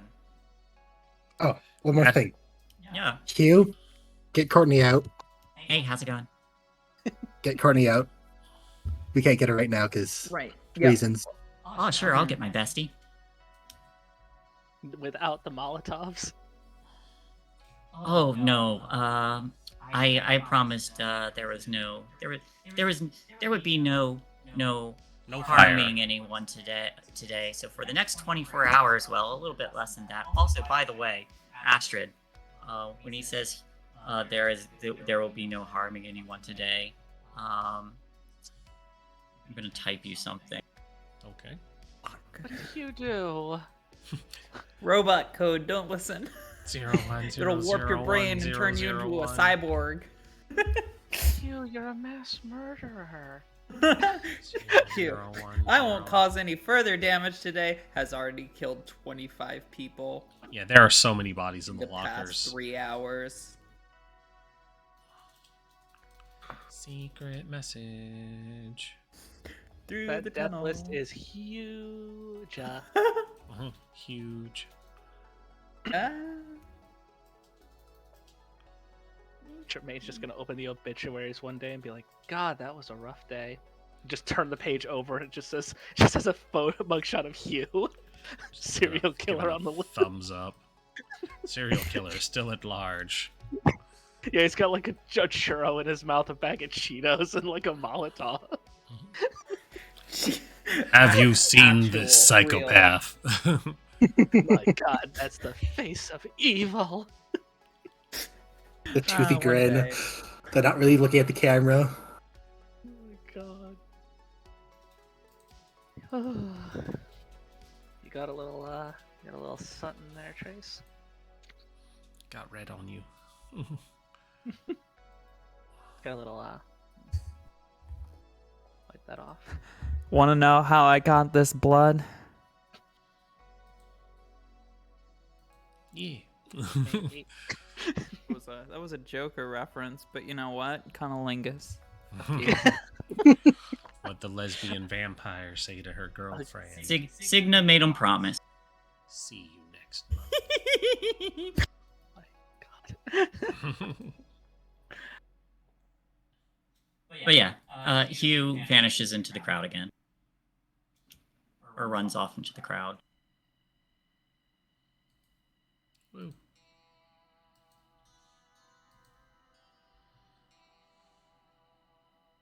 What do the rest of you do? Astrid will take up the rear, knowing full well that this person might be coming to find their gun. Yeah, You guys don't speaking have of to that- figure out yet. Speaking of Told that, us you have the gun. Nope, I said let's get the fuck out. Yeah, I joked that I have her gun. That Oh, was and my Astrid lie. takes up the rear, being very protective of the group and having to have wanted to confront this woman the whole time.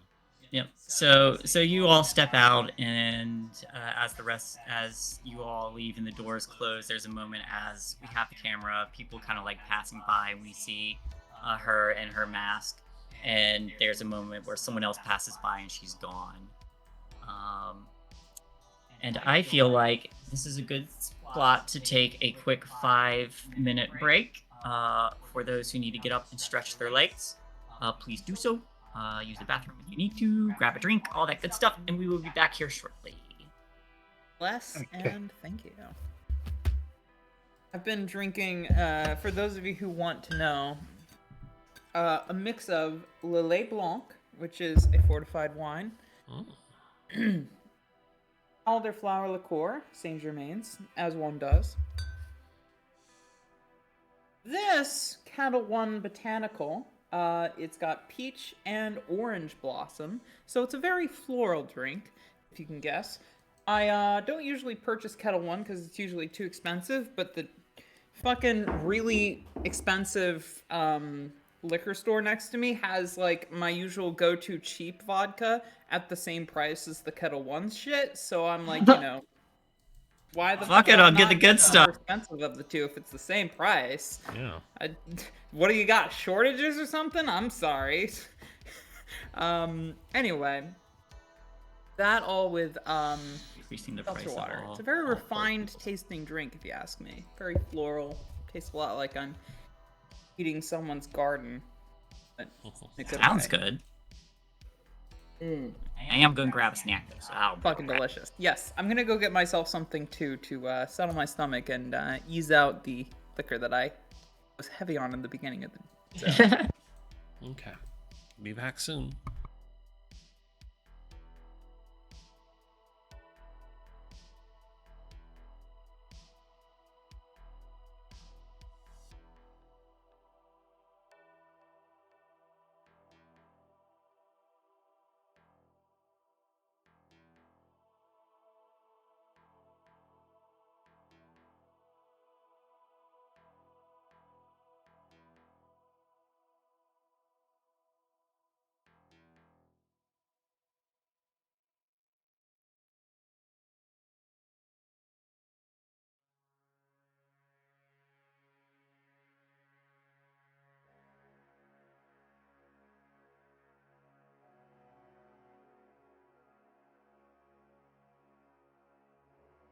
Whew.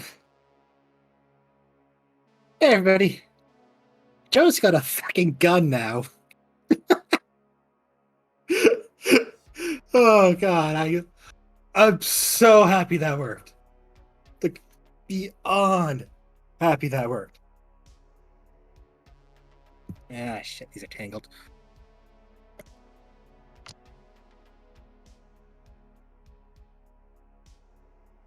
Like, there's no reason why I should have been able to do that, so I gotta really thank Shae for that, but I'm so happy that worked.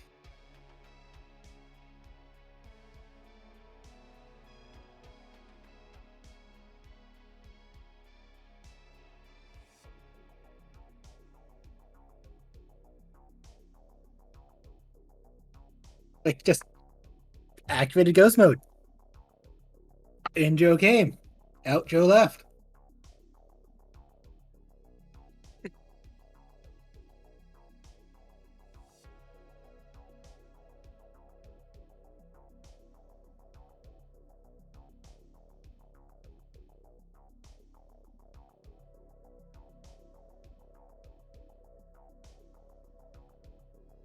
Oh.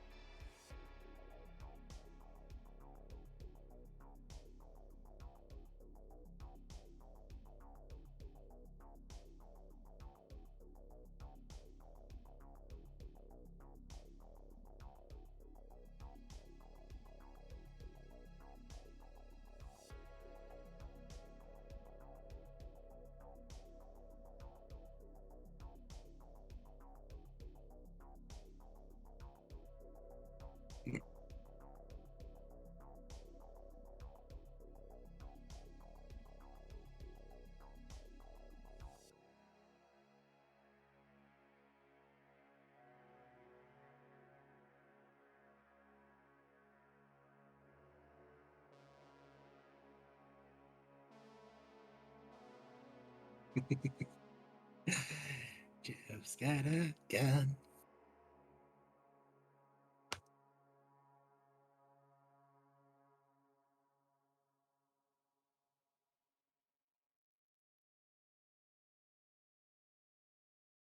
Joe could dual wield gun and axe.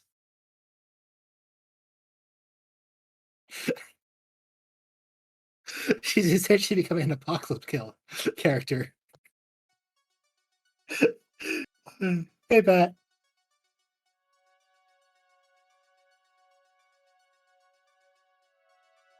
Still so giddy that worked. Oh.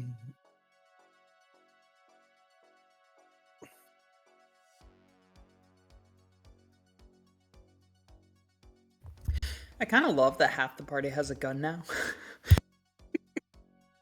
We're just a bunch of teenagers with fucking illegally acquired guns. Like, we're kind of a menace. It's great. I have the... I'm pretty sure she's the big bad, and I have her gun. She'll get another one. But True. She'll take it personally. Honestly, I wish I had one more success, so I could just left a bullet in her pocket. It's like, hey, I could have just shot your head off. But I didn't, so fuck off. But no. I chose not to kill you this moment, big bad. Remember this. What the fuck, Joe? Joe's kind of the super badass of the group. It's kind of impressive. Joe's just sitting there like, I lost my will to live, but I just found. I might have lost my will to live, but I have a gun. Oh, Lord, that was ludicrous. She activated ghost mode. And it pisses me off even more because, like, I'm the sneak person and I failed a basic 3 check, and here you are just like, 5. Yeah. But the thing is, from the start, Joe has actually always had a high sneak. I just never used it. I think that's why I never realized you had high body, because I don't remember the last time you've used a body skill majorly. You were always like, investigate, comprehend, empathize. I don't remember the last time you've used like body skills. You have a higher body than I do, and I'm like the second jock. Yeah. Here I am just sitting with a maxed out tech. Yeah, fucking Joe made a pact with the devil to be like Arnold Schwarzenegger, but small. Like, no, you just made a pact to be Batman. You're just swole as fuck, stealthy as shit, and just I am vengeance. Good lord. Definitely fits, because it's like, you know, mostly an investigator. When it comes down to punching, I win. Yeah. Okay, Joe's just Batman. Investigates until they figure out the problem, and then just comes in with fists and a gun. And then just punches. Super sneaky. Yeah, So Batman, last week, I was kind of sad, like, yeah, I should have pushed that strength check when I was blocking Astrid's punch just for the moment of it, but like now it's like, if I did, I would have had it. So that's good.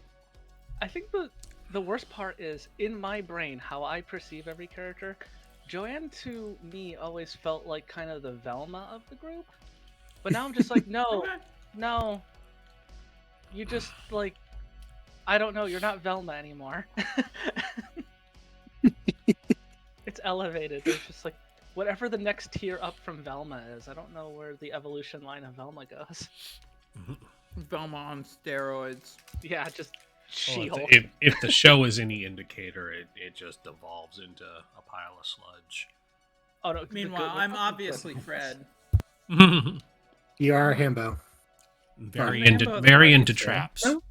You are. I'm also very into traps. Fred's single characteristic. I'm leaving. Wears Goodbye. a lot of white. Super into traps. Fits Tracy like a bill. I'm leaving. Shoe. What the Forever. fuck? Goodbye. My planet needs me. I am reading that correctly, right? He's telling Astrid that hers is disabled. If her traps are disabled, I could re-enable them. Ooh. What kind of role do you think that would be, GM? Little pog champ. You asked for it. You asked to Mm-hmm. get it Open the ladder. Mhm. Open the ladder. from Open you. the ladder. I'm glad he told me that because that would have been very awkward. Think it's a tinker tech, or I think I could make this a lead. You're free to override it if you want. Fair. Think I will. If it comes to that. If it comes to But it does sound like everybody's back. Open the ladder. Open the ladder.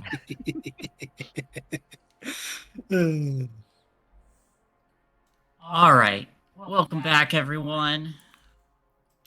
I see some of us have some Tostitos. I have sour gummy. They look good. Mhm. Some. Everybody's got chips and or crackers. Yeah, I was going to say I have crackers. Yeah. I have So lemonade. I'll have crackers. What are chips if not crackers, but less fried? Sure. Yeah. I've got ginger ale. And I have invisible glass. Invisible glass. I have censored for content. Ha! I also have one of those. You know where the camera can see, though. I have brand redacted. Brand Oh, that's what you meant. redacted. Whoops.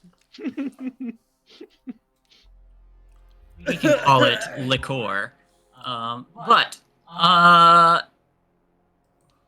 As you roll back in, we see the group of you stepping outside. Outside. Where do you all head? Where are we heading?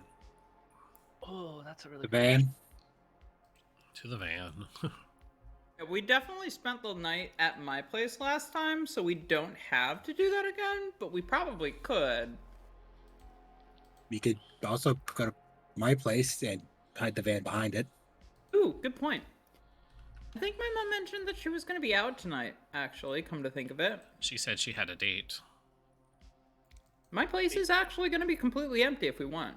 Squeak 'em, squeak 'em, squeak 'em. Yeah. Or it'll be perfectly occupied. I think she said she had a date in a way that implied...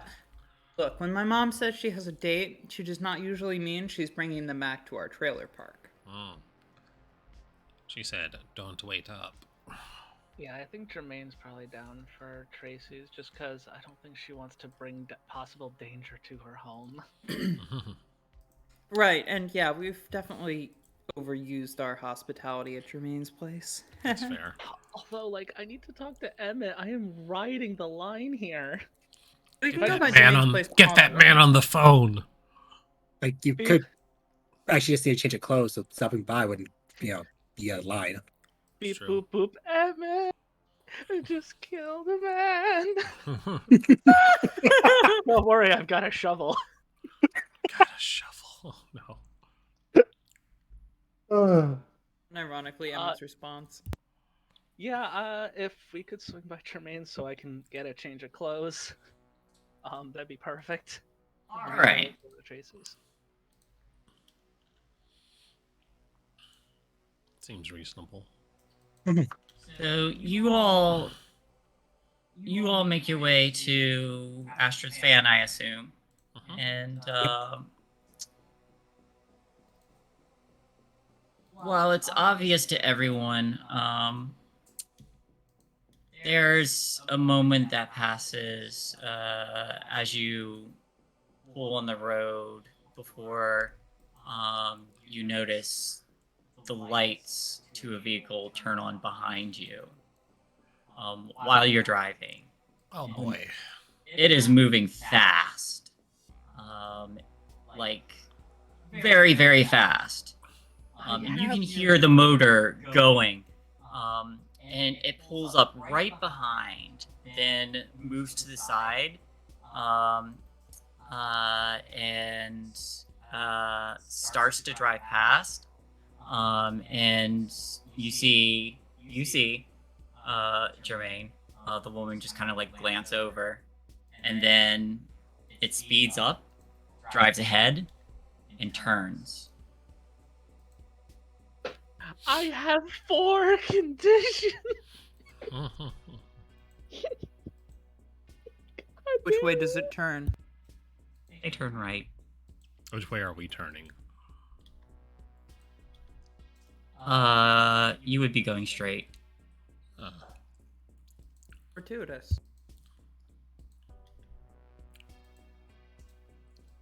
As you continue down that road, with them having turned off,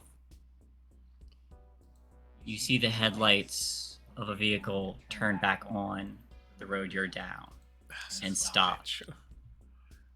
Is this like... And then starts to speed up. Is this like in front of us, chicken style? Yep. Oh, fucking let's go. All right. Buckle up. Well, crap baskets. Buckle up. We are entering trouble with a capital T. There is a vehicle careening in your direction heedlessly.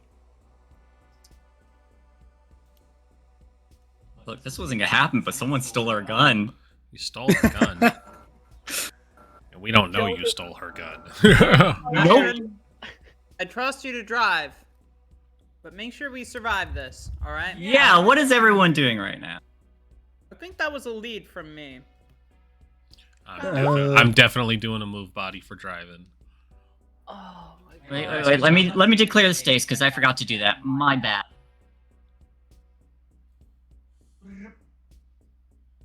Declare the stakes. The stakes are your well-being. Threat level. I'm gonna say difficult. You need 4 times the number of gains, so 16, I think. 16. And then make the plan.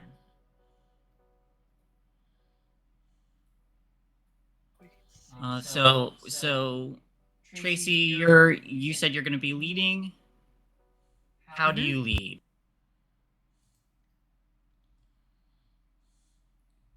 Basically, I tell Astrid that I trust her to drive, and then I kind of coordinate everybody to be on the right side of the ship when things go down, that if we do accidentally come into a full-on collision, we'll survive. Alright. So you say you trust Astrid, and then tell everyone to sit down and buckle up. Yeah, sit down, buckle up, stay on the left side of the vehicle at all times. Unless you need the window for shooting or something. Okay. Who would need that? Tires are a thing that can be shot. Who would need windows for shooting? Alright. Astrid, you said you were... I'm driving. So... I think there's some feedback. What about it? Doogler? For me? Yeah, there's fan a feedback. where- Oh, hold on a sec. What about Jermaine and Joanne? I don't know too much what I could do. Honestly, Dude, do you want to no, this is probably a bad idea, but if we could bump up onto the side of the van so that we can tip it a little bit on the way up. I don't know. I think that's probably a terrible idea though.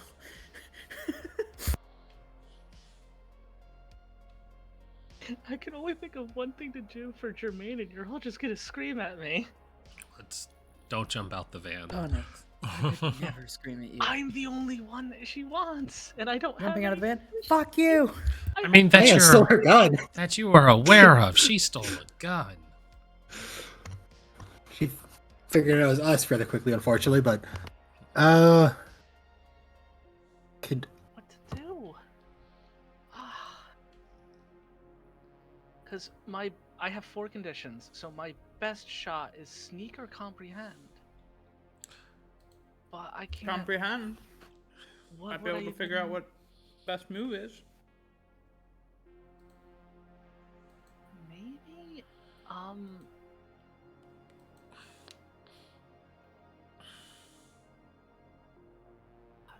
that's just too wide open.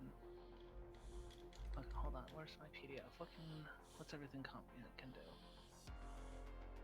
Ability to have the right piece of information. I guess.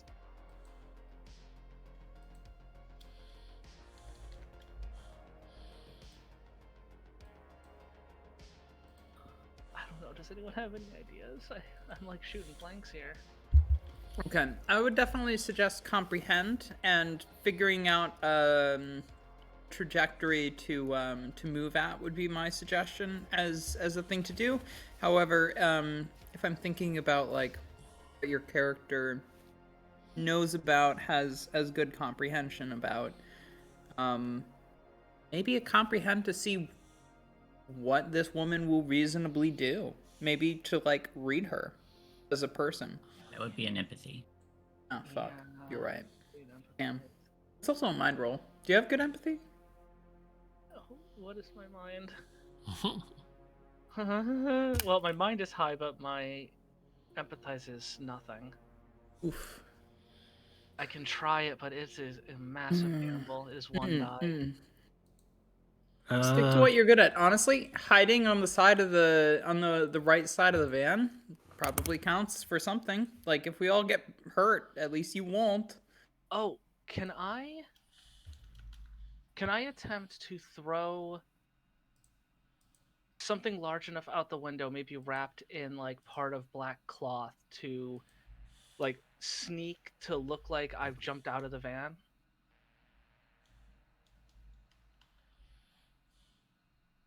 Ooh. Interesting.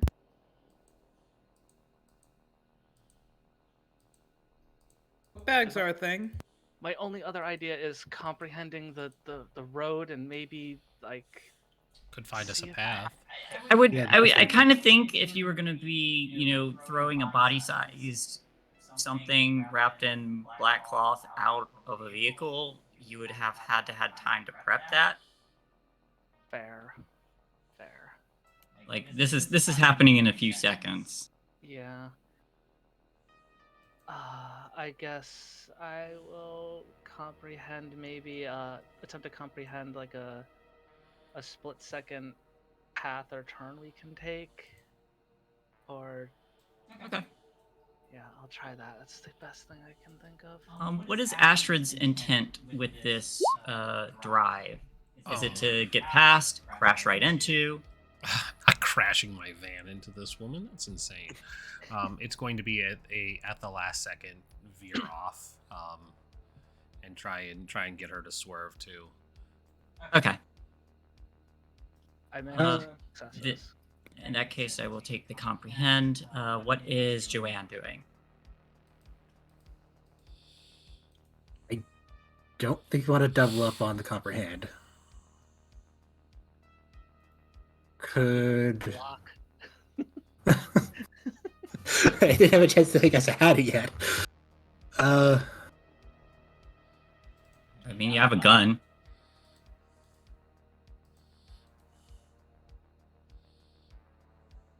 Do we know how many bullets are in it? Nope. I haven't really taken a serious look at it. Crap. Tracy also has a gun, and you all know where she keeps it. And it is loaded.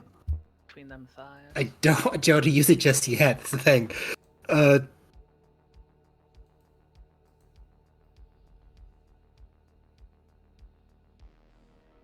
Jermaine seems like the most out of all of us. Could I potentially use a force body just to like hold Jermaine steady, so if we do tumble or something, she just won't be that hurt? I mean, you could steady me so I can comprehend better, but like help Jermaine focus, I suppose.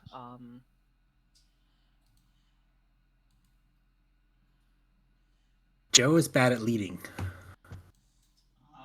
So if you were gonna do a force body, that would be the ability to lift heavy things, fight, endure physically demanding situations. So yeah, that would count. Okay, I'd like to do that then. Lift heavy thing, parentheses. Jermaine. Them tits. All right. So let's see. This would be when I ask for rolls, but I see 2 of you already made them. So there is a total of 4. Let me get the force body from Joe and What's the our move what's our body. target range, by the way? You need 16 times. You need 4 times the number of successes of teens, so 16 for this one. Okay. Is this broken into 2 parts or just 1 part? That's if we don't meet the. First, you have to make it at least halfway. Okay. Force body, go. Force body, push, scared. All right, that's a total of 6. 6. Let me get that move body. Add the. Ooh, What was can it? I +2 can for I the actually vehicle? also push my successes on this lead? You may. I'm going to be upset, and I'm going to try and lead even harder. 2 more Okay, successes. so that's Fuck yeah. 4 successes. I would suggest you take them, driver. Yeah. So it's what, a 1 for 2 exchange? Every success is 2 extra dice.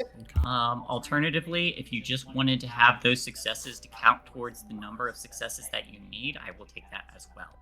I'm gonna just say that. I would rather Tracy throw 4 successes into this. Okay. Okay, sure. Because my dice tend to not work out. Extended trouble I'll is a take little it. I'll different. take it. Yep, Yeah. I'll We're take all it. at that halfway point too already. It's just that. Yeah, so that should be what 2. Well, then that's 4 successes. 6, 8. We're at 8, halfway, like Doogler said. Then I'm rolling with the wagon. Shaggin' wagon. Shaggin' wagon. Hey. Why did it- All right. Hey, look at that. 10. I guess I'll go ahead and push as well. All right. Hugh 4 sent more? Hugh sent me something that was very upsetting, so I'm upset and I'm going to push. Fuck yeah!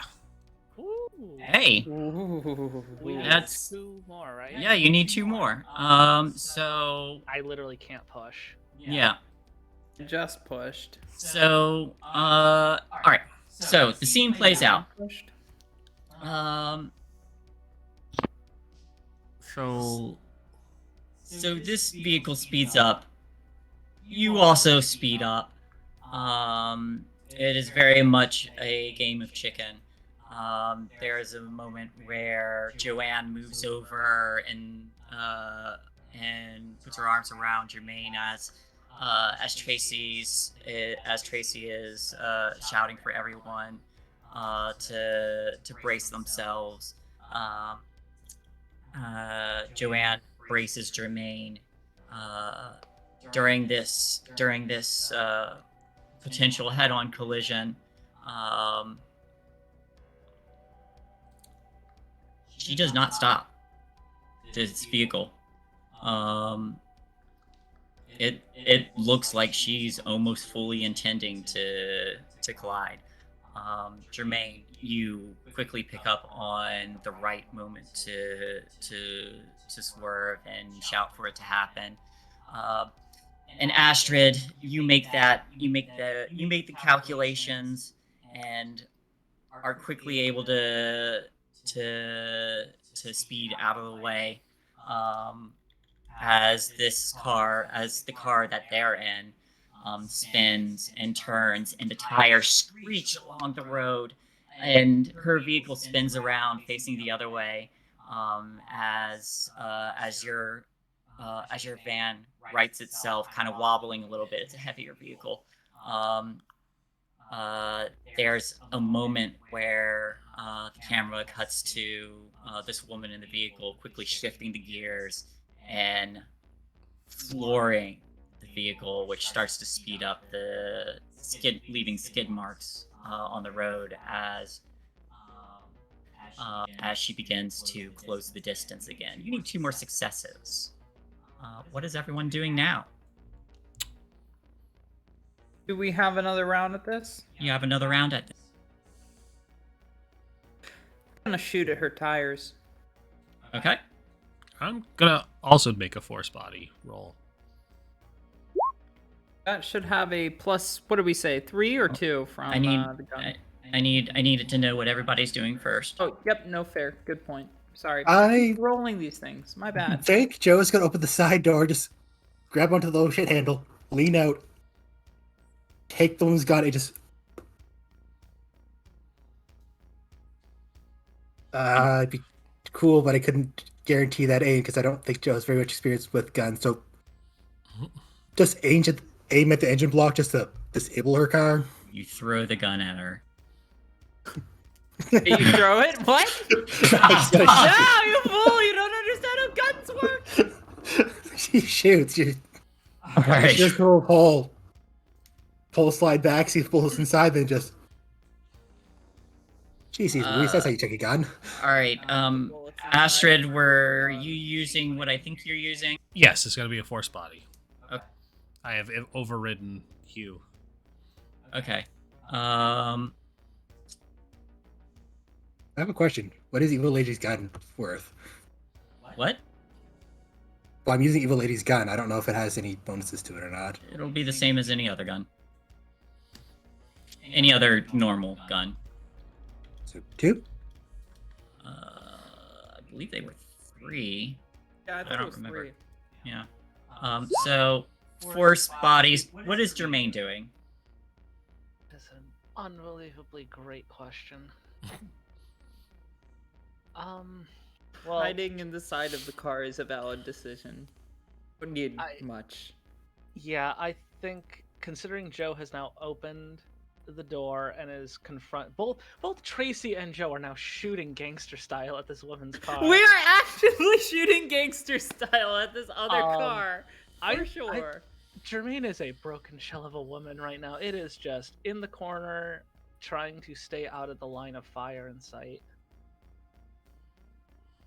I suppose sneak or high or force body if I have to hold myself in the van. I'm not I would sure. say force body if you wanted to stabilize yourself. Sneak if you just wanted to curl into a ball and hug your knees to your head. I worry that if I do that, I'm just gonna roll out of the van and die because I'm not stabilizing myself. You start rolling, Joe stops you with her foot like, no, honey. You stay inside. You stay inside. No, you're shooting. You can't. You have an action. I'll force body to try to just stabilize myself and stay in the van while this is all happening. All right. So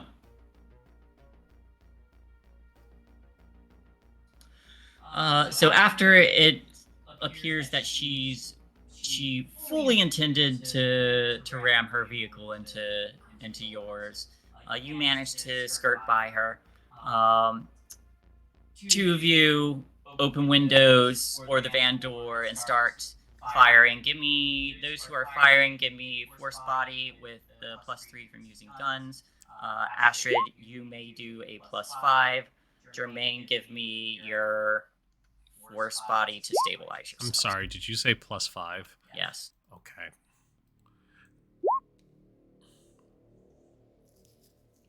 Yeah, all right. Okay. Cool. Okay. 4 conditions and I get success. Okay.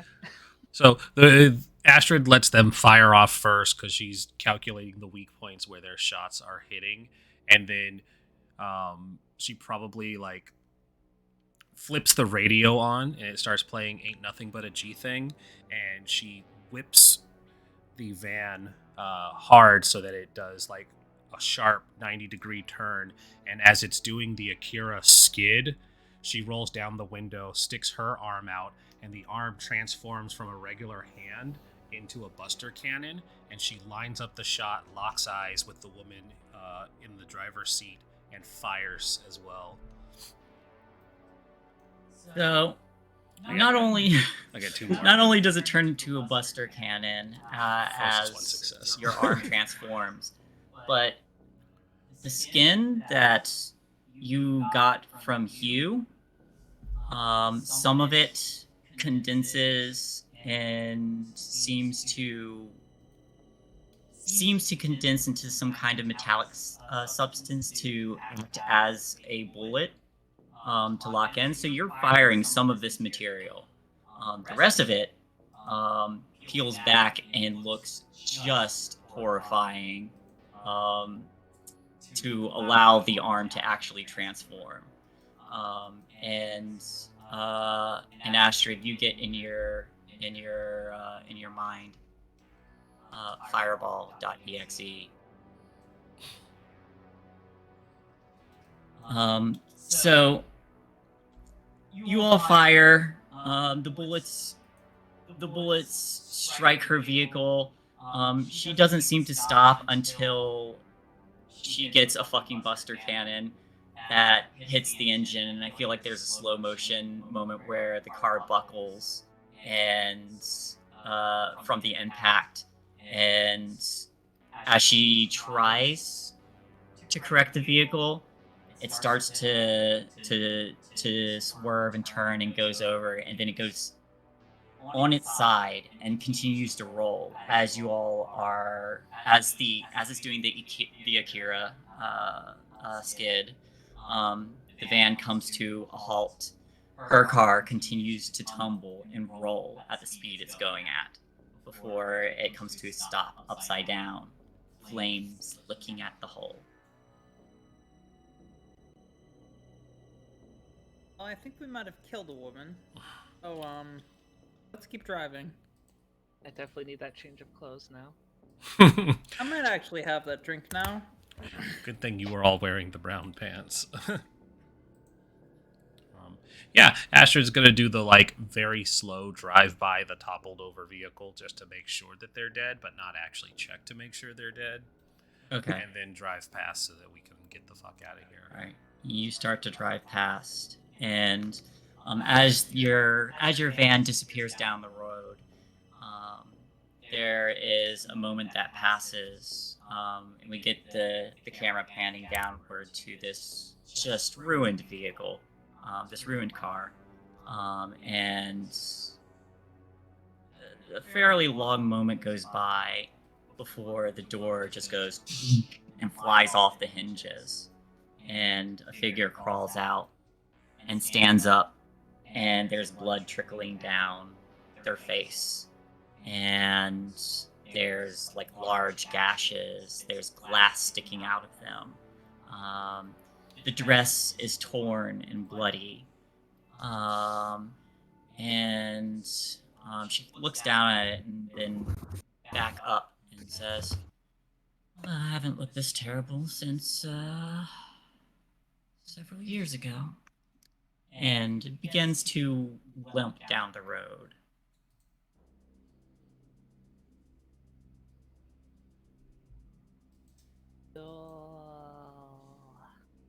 The camera's going to cut over to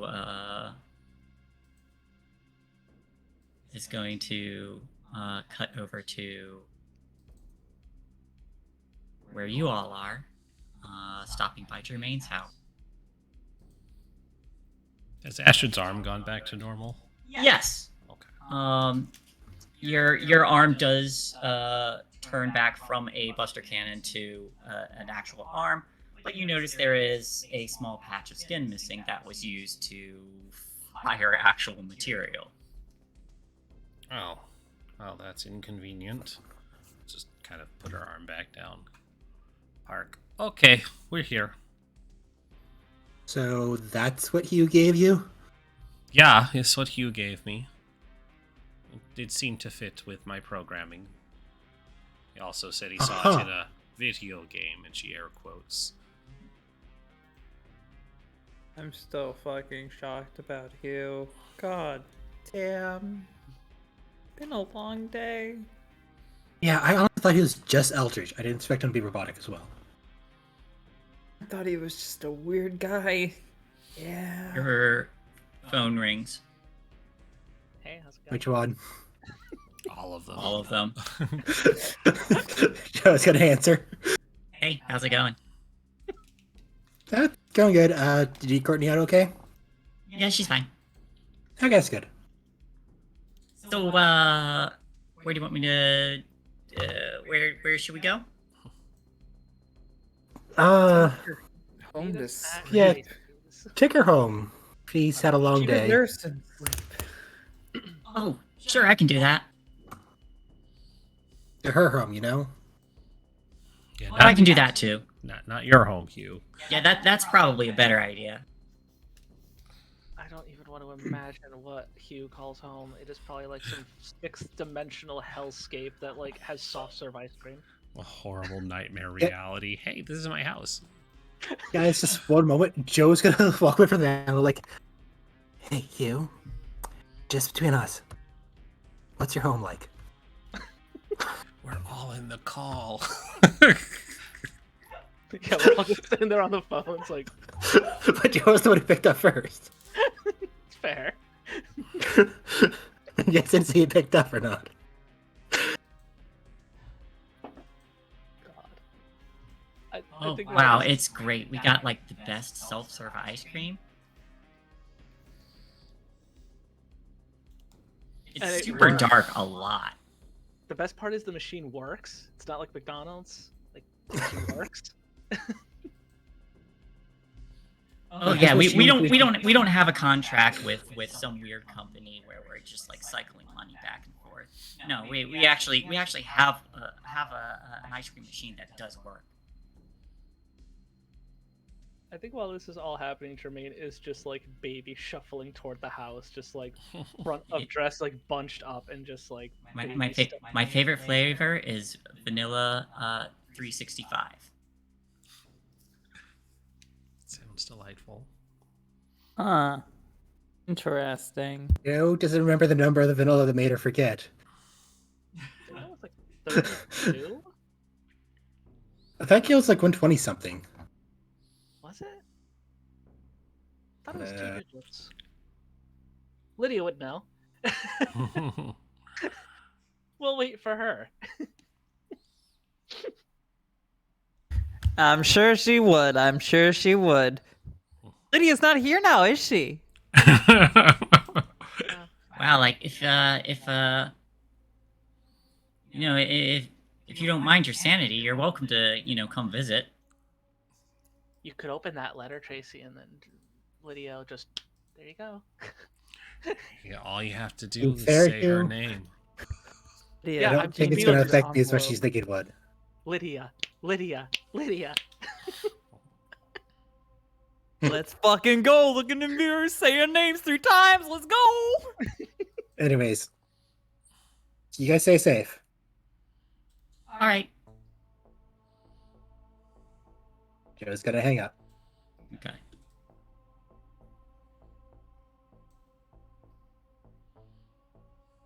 Hate everything that just transpired. So As Jermaine, you all are Jermaine went approaching on Jermaine's ahead. house,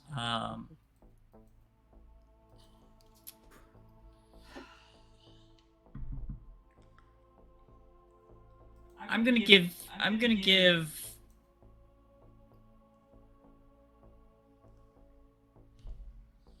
I had something entirely different planned before her gun got stolen. So I'm gonna give. I'm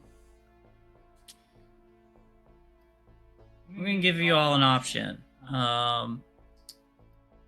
Is there something going on at Jermaine's house right now? Yes or no?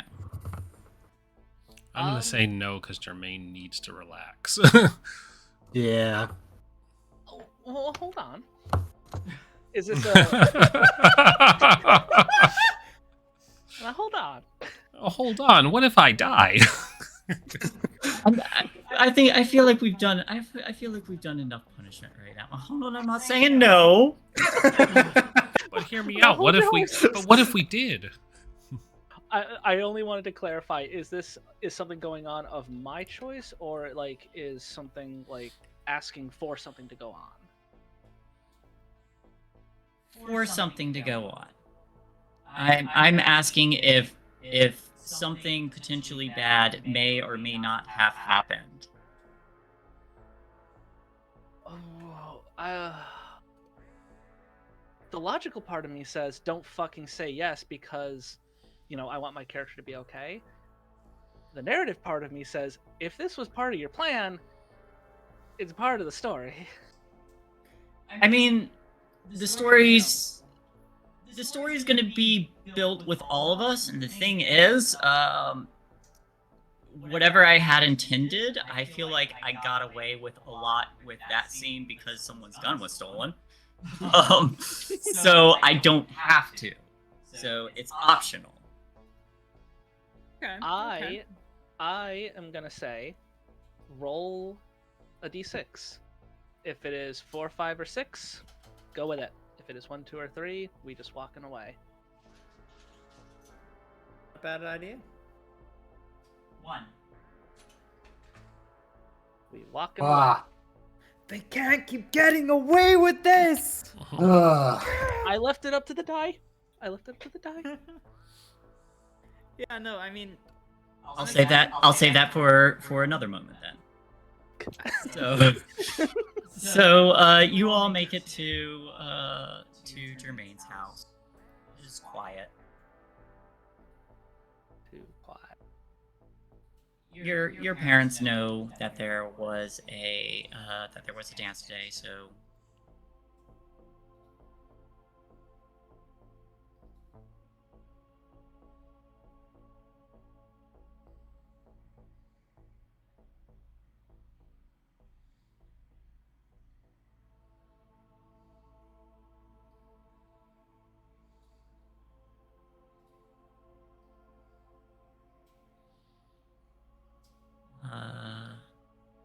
what would you all like to do? Do you step out? Where do you go? At this point, Jermaine has waddled ahead just to get a change of clothes and hopefully talk to Emmett. I don't know how far behind they would be, if they'd be following along or not. All right. We'd try to give you some space. Okay. So you go and you collect a bit of clothes. One thing I will say, you do notice that the shed is somewhat empty. Or dark, I should say. If the thing you were mentioning involved Emmett,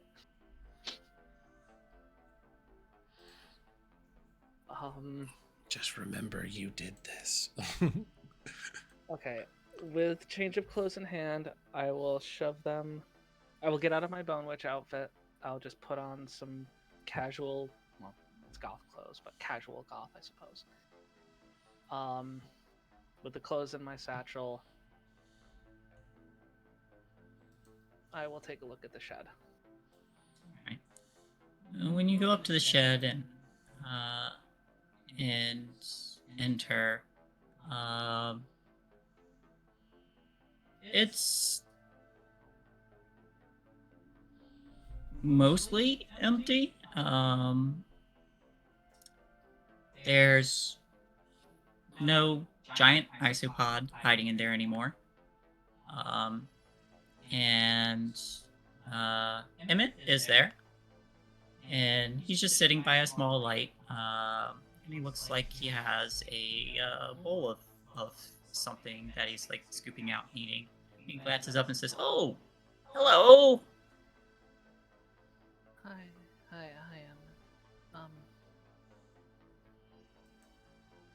everybody seems to be okay, right? You good? I'd hope so.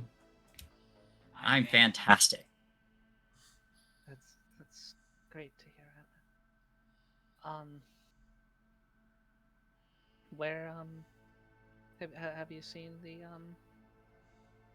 your friend? The furniture? Oh, yes, it's outside. I haven't moved it back in yet.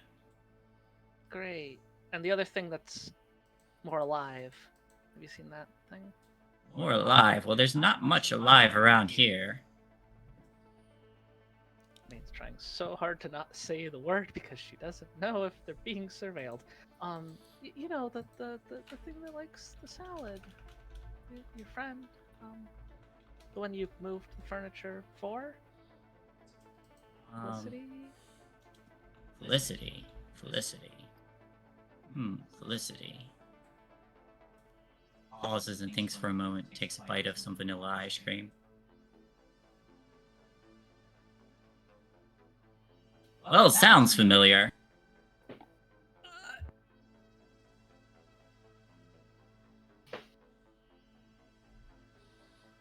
Jeremy doesn't have any idea about the ice cream, so she can't question it.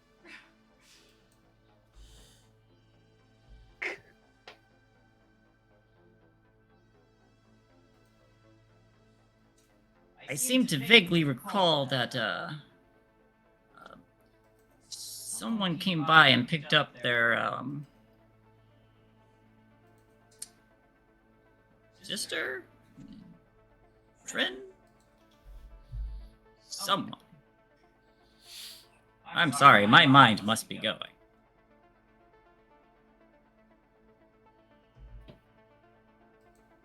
Oh, was that their name, though? Felicity?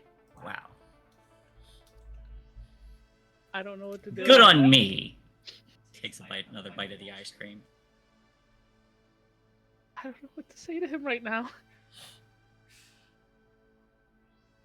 Hey, what's everybody else doing? Are they close enough to hear any of this? Probably.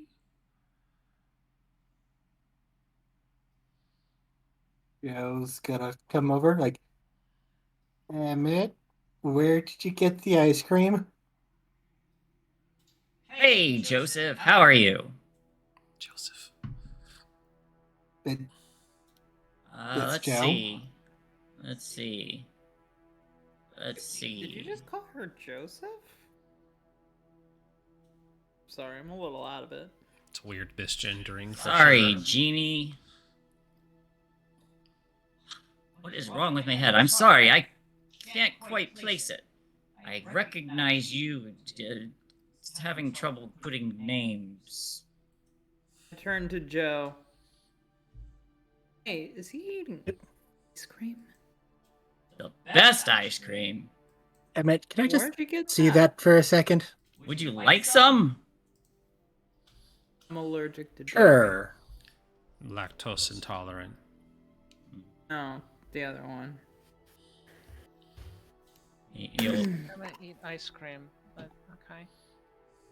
Well, normally I don't, but this stuff is fantastic. Like, the best ice cream I've ever had ever. Pretty sure the last time you had ice cream, you were complaining about being on the porcelain throne for a week, but okay. Is he also lactose intolerant? Joe step Tracy's- forward Tracy's and mind If is I just am, like, I don't remember. Lydia get here first? okay.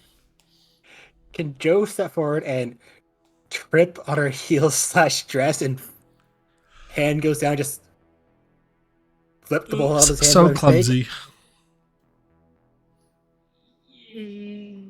Give me a move body. Damn it. Yay! All right, so you step forward, trip, and accidentally knock the bowl out of his hand, and the bowl clatters and the vanilla spills on the floor. He's like, "Oh dear, what a mess. Oh well." Oh, sorry. Oh, don't worry about it. I'm gonna lean over to Astrid and Tracy and just be like, I know Emmett's got a screw or two loose and more than just one body part, but how did he forget? Did we tell you about the ice cream? You haven't told her about the ice cream. It's ice It cream. is the best ice cream ever. I know about the ice cream as well. It's Emmett, Joe's gotta. Alright, well, I'm not What do gonna you- think about that much. it's ice cream, Emmett. What's so fucking impressive? Just Astrid's You gonna gotta try Astrid's, it to understand. Astrid's gonna pull Jermaine away from Emmett and just be like, Jermaine, you have to yeah. understand that somebody What? got to Emmett who might have been looking for Felicity.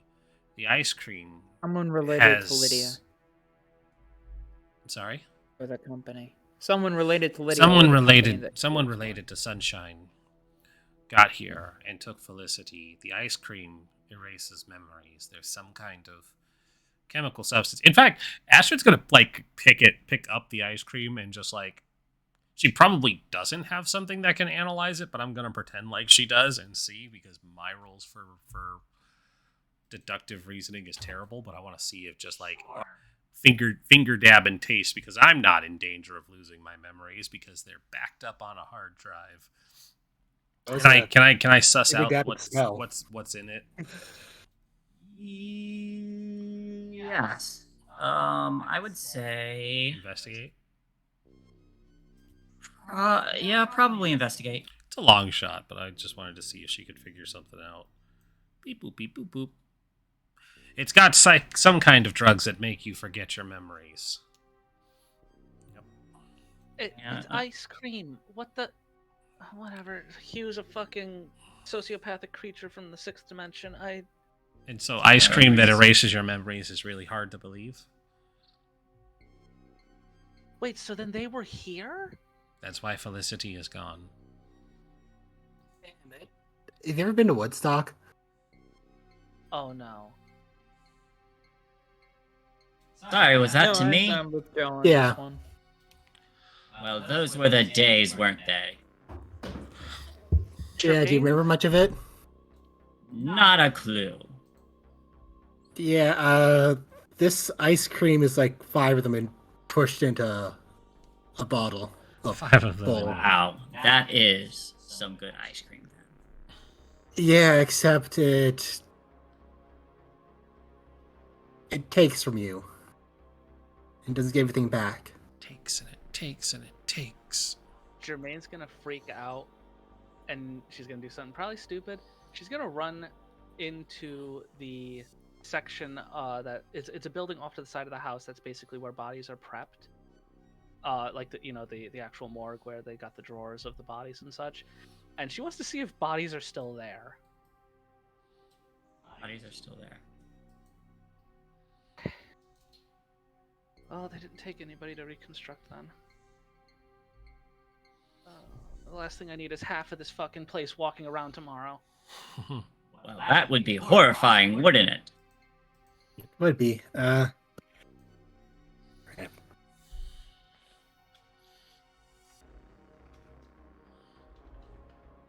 Emmett, I'm sorry. What? You don't realize it. But,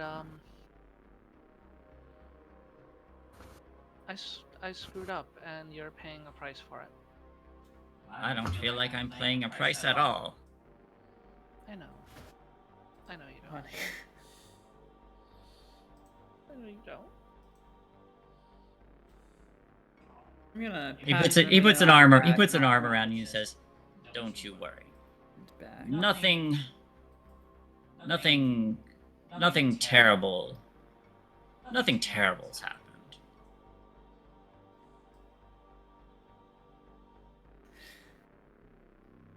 I'm gonna look over to Tracy and just say,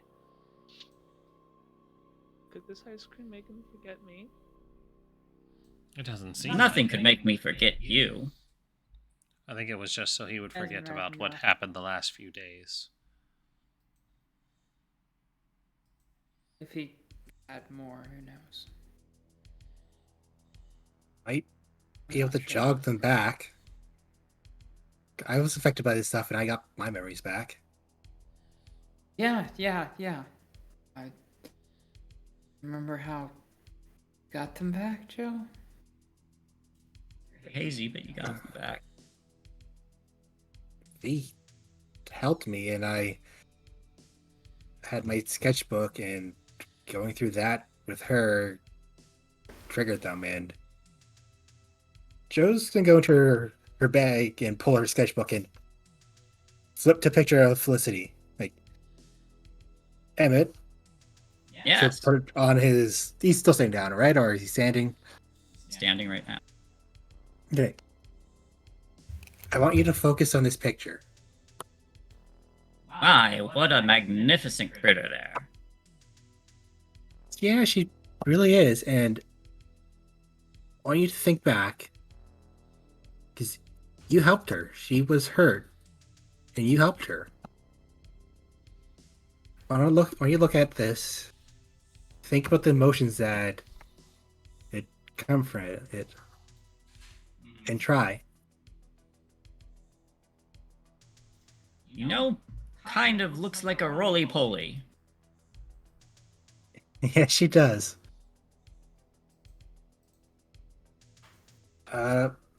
Is there some sort of role I could try for this?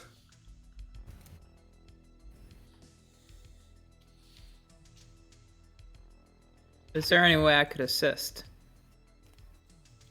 You know, if I were to know any better, I'd say you were attempting a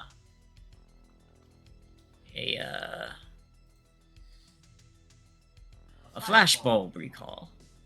That's what they call it. Is it working? Well, I'm sure if I continue to focus, it would work. But since you all seem to be pretty focused, Jermaine, come here real quick. Gestures for you to follow. She goes to wipe her eyes, and it's just a pound of black mascara just down her cheek. And he goes to like kind of like a cabinet and opens it and takes a box down and opens that. And he goes, let's see, here it is. And he pulls out what appears to be like a little medicine vial. And it says take on, and then it has like a date, a couple days from now. What on earth is this? Why, this is,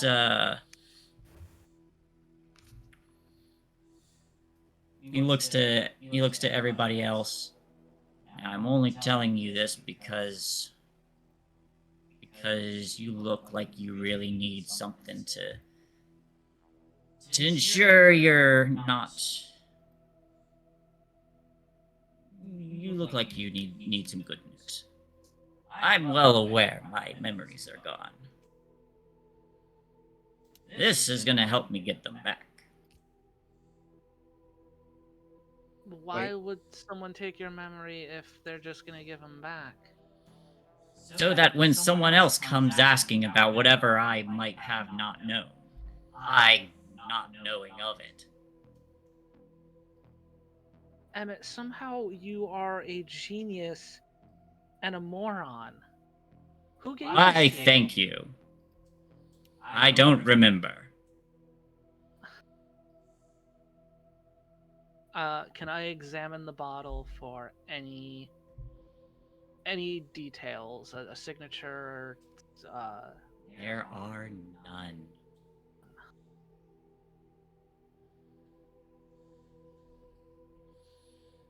This is a stretch. Plus, it allows me to enjoy some fantastic ice cream. Stop eating the ice cream. It's on the floor now, so. Yeah, don't eat anymore. All right. I want to grab Emmett kind of like by the loose cuffs of his like jacket, like by the elbows, and just say, someone told you to take this so you'll get your memories back. Will you remember to do that for me? Well, of course I will. Unless I eat more ice cream after this point, in which case I won't. But it sounds like I'm done with the ice cream.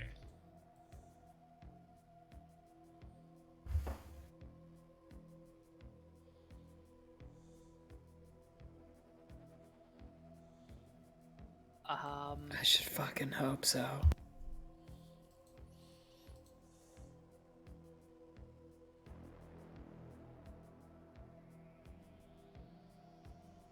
I think at this point Jermaine's just going to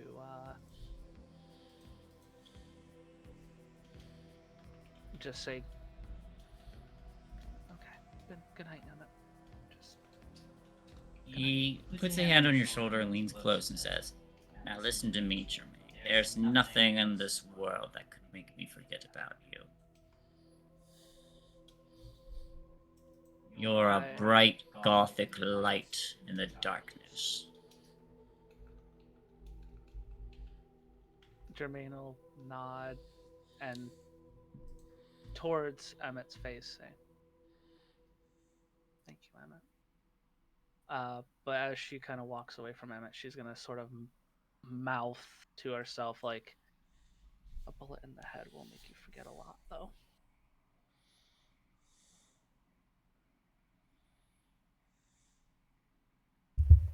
I think while this is happening, Tracy's looking around. She's not very useful right now, so she wants to, very least, see what's happened here. And she doesn't get anything on her investigate, so honestly, she's kind of idly walking around outside, her hand on her scalp, caressing a headache that's just getting noticed. Jermaine, do you feel any better at all? So, as a player, no. Feel any better? As Jermaine, no, but slightly less is bad. I'm gonna say no. I don't feel any better. I'm scared for Emmett. Because, 1, they found Emmett. 2, they know he's in cahoots with it. 3, at least more than one person has interacted with Emmett within this company, because they have not only wiped his memory as a contingency plan for somebody else asking questions, but now there is an antidote to that memory coming back. There are too many people who are now aware of Emmett, his actions, me, and my friends, and I do not think that interaction helped Jermaine at all. It's like I have insider knowledge or something. This sucks so much because it's like, as a player, I'm so much more scared for Emmett than Jermaine is actually scared for him. Alright, well. Well, failing that, I think, while I'm nursing my headache, I noticed Jermaine returning from the mysterious nether regions that she was at just now, and that word definitely doesn't mean what I intended for it to mean, but whatever. Yeah, does not mean what you thought it was going to mean. Seeing our darling Jermaine. Let me turn for you mysterious nether agent.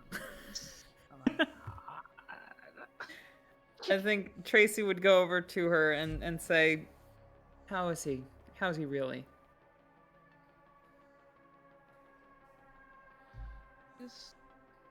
He's Emmett deep down, but too many people that I'm afraid of are now aware of his involvement and his actions, and they have control over him. Well, he might be safe for now.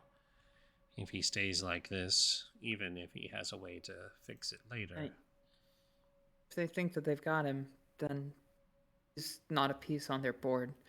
I'm gonna, you permitting, I'm going to kind of try and bring you in for a hug, because Tracy kind of needs a hug, but she assumes that Jermaine might also want something like that.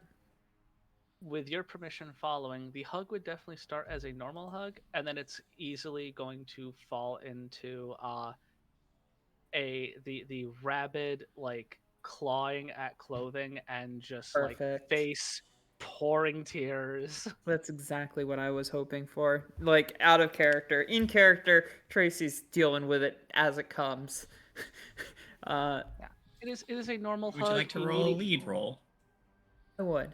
I very much would.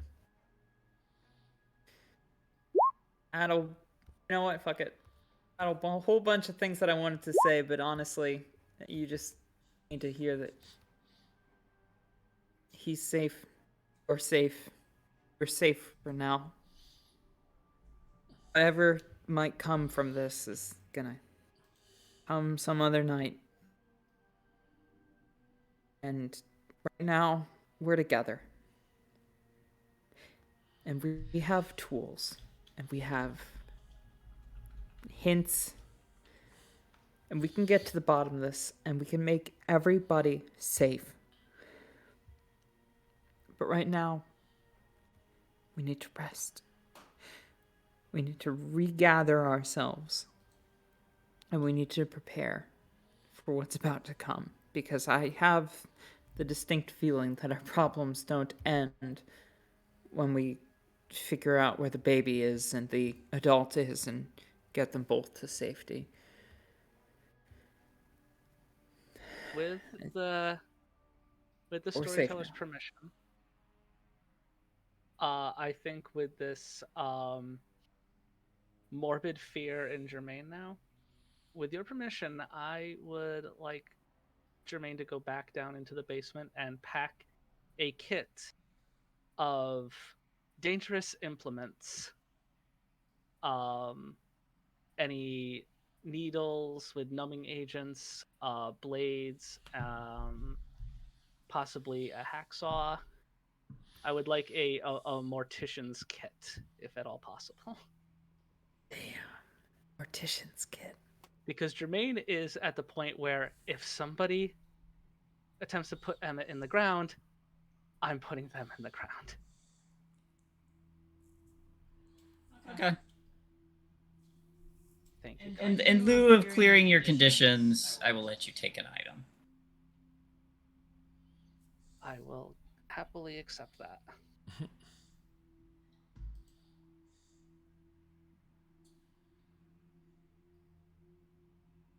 Joe's gonna do something that's gonna hurt me to say that she did, and probably the other artists as well. She's gonna carefully tear the picture of Felicity out of her sketchbook and give it to Emmett. I'm afraid I probably shouldn't have that on me. Just try your best to remember and maybe hide it somewhere. You'll remember to, I don't know. With Doogler's permission, I think Jermaine would like to interject with this interaction. Go right ahead. Because she is on the verge of losing it. She's gonna slap the drawing out of your hands, brush it, and pull out a lighter and burn it. And just say, they made him forget. He's forgetting, and we're not remembering this. And anybody else that steps foot asking questions about this. All right. We're gonna handle it.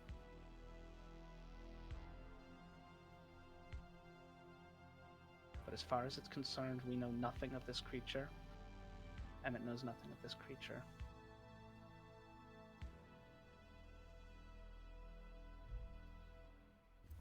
And I will shake the mortician's kit, and you can, so Joanne can verbally or audibly hear like the sharpened knives within it, and just walking away with a with that dark air around her.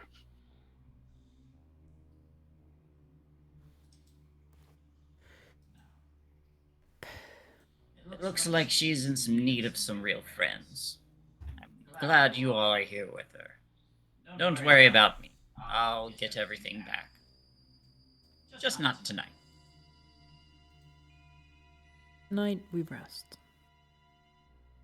Tomorrow, we drink. Fight. Fight. Right, that was the line. Sorry, I watched it like 2 days ago or something. No worries, I was taking a play at dramatic irony because you stole my line.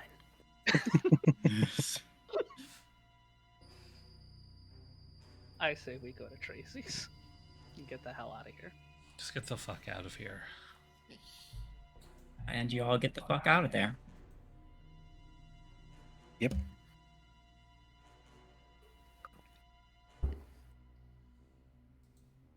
Yep.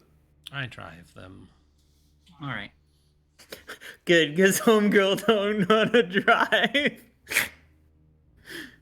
I'm gonna say for like the entire drive, Jermaine is just in the back of the van, just like scalpel in the hand, spinning it between her fingers. While you're driving? Alright. Wow, somebody's driving. While Astrid is Yeah. driving, Jermaine is just eyeing her kit. Okay, you know how Astrid drives. Okay, And you a cork? a covered scalpel, but it's got the hard cover on it. Okay, just making sure. Yeah, you know what? I've got 4 conditions. Maybe I'm not smart, but let's not add that 5th condition. For drama's sake, yes, you hold the scalpel out, and you turn it over. But you all make it to Tracy's just fine. Would anyone like a scene, or should we start winding down? We are What's at the really 3-hour mark. We should Scene, wind I'm down. happy to line down. Okay. It's been a pretty dramatic day. Yeah. In that case, I would like.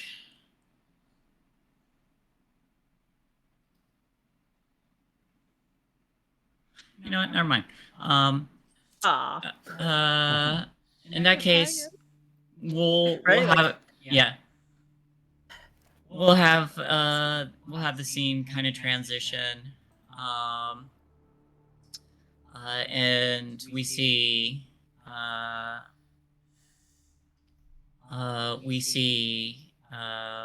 a large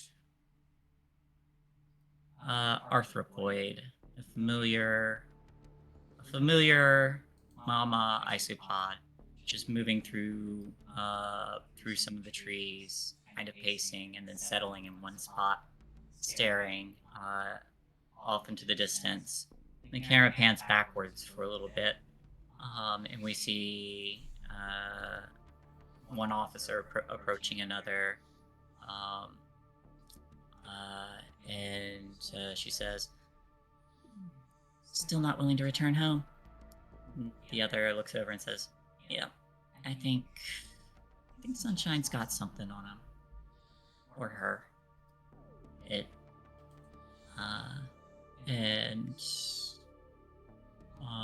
And the other replies, What about those kids from earlier? Last I heard they were all at a dance, but we should check in on them soon." And the camera's gonna cut again over to another figure as a pair of doors slides open, and we see a very bloodied figure step through, shove a scientist out of the way as she approaches another, and this figure, someone else, stands up and says, "What the hell happened to you?" And she says, "I am gonna need your help, brother." And then the credits start to roll.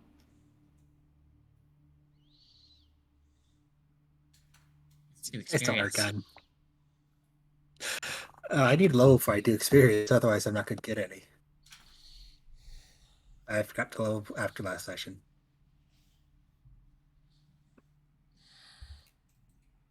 So, hi, Bird. Did you all participate in the session? Nope, Yeah, I you- wasn't here. Well, you don't get experience then. Darn, bummer.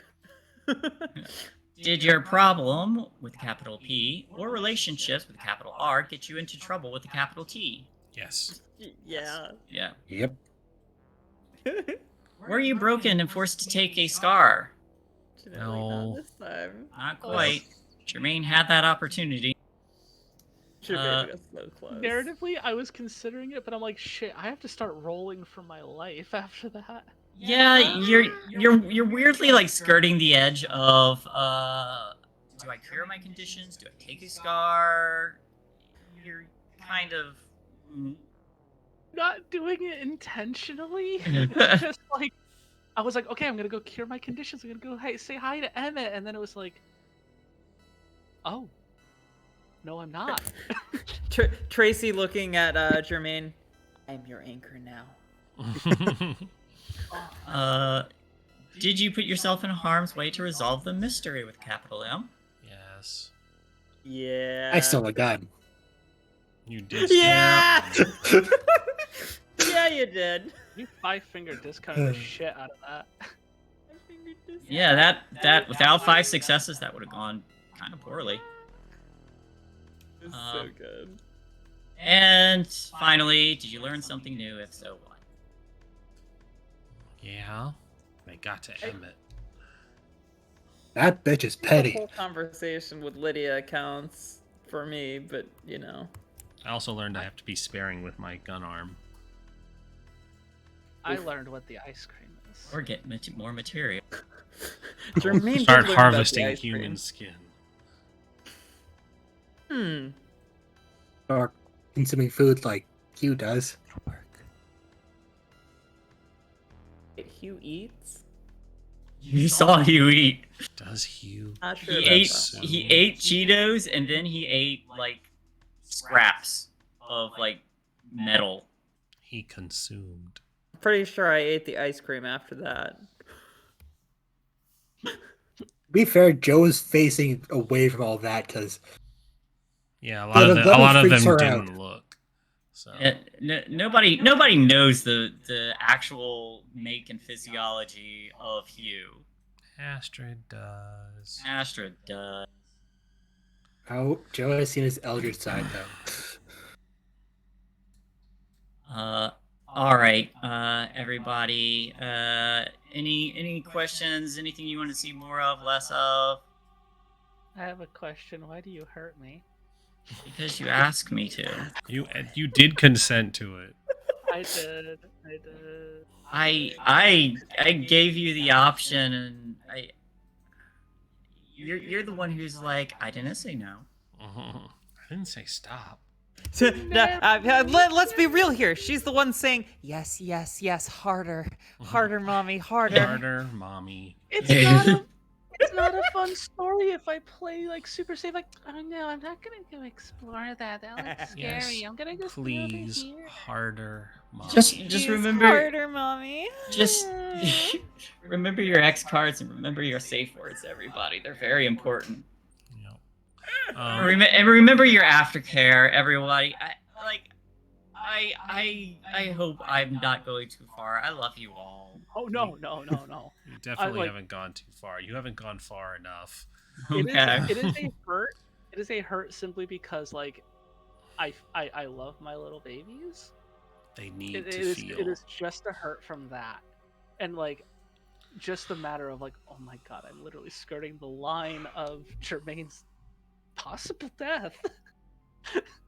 But it's not fun if that's not on the table, so that's completely fine. It's it is like if I do ever need to tone it back, do just say you wanna slow down a little bit. But yeah, I will, but you're fine. this is like I hope everybody's having a lot of fun. I want everybody to have a lot of fun. I enjoy this game. I enjoy when I It play has this been a lot game. of fun, yeah. But this is one of those games where I also have a lot of fun running too, because I have a lot of weird, nightmarish ideas in my head. That's just fun to get out instead I mean, of. let's just put it this way. There's a reason I have talked to Rin concerning Lydia. We had plans. I'm fine with Very the excited. direction So, this thing's going. so I hear. I don't know all the details, but so I hear, which I will need to get those details. Yeah. I enjoyed the look on everybody's face when they found out we had been plotting. Like, The betrayal. V's I been will- seeing Lydia the whole time. I will know, warn right? Tracy, that letter is gonna be loaded. I didn't explicitly say it at the time, but when you held that letter, it was thick. Fire. It was thick. Like Lydia's thighs. You open Yeah, it. Donna, there's a just little- write it all out now, right? Zaunis It- is like, It's thick. You open the letter and remains you take the paper part of out it, and it says, "Well, you're fucked now." You look down, and You're the rest is fucked just a now. bomb. Yeah. It's Told like, you I not told to you not look to at this open it. yet. told you not to open. Well, fuck. I- I should have eaten the ice cream. You do have a point, Doogler. I will actually write out what is on that letter because it's Ooh. now at this point it's kind of solidified what the situation would be. What was going to be on that letter kind of depended on how the rest of the dance played out. So like I can do that. All right. Well, with that being said, we should probably Yeah. wrap the show up here. Yep. Thank you, everybody, for watching. This, of course, has been PartyWipeGames doing a Stillwater Chronicle. Remember to support Change Stars. Remember to support 12. It's got a few more days on the Kickstarter. So if you jump into it, they have a stretch goal that they're trying to reach. So get in there and help them out. Until next time, everybody. Tomorrow we are playing a Starforged campaign. If Shae and I are feeling well enough, I actually managed to get through most of this stream without feeling my guts dying. So might have had food poisoning, and I think like the crackers have been like the only thing I've held down in the last 2 days. So Oh god. yeah, it was a struggle today during the stream. I just didn't want to preface with the like I'm dying, so I probably won't be. But that's why I wasn't very talkative. Because I was just like, are we hogging too much screen time? Like No. Astrid can talk. No, I was dying. It's okay. No. Yeah, but y'all have a great night, and we love you. See you next time. Bye. Good night, everyone. Bye.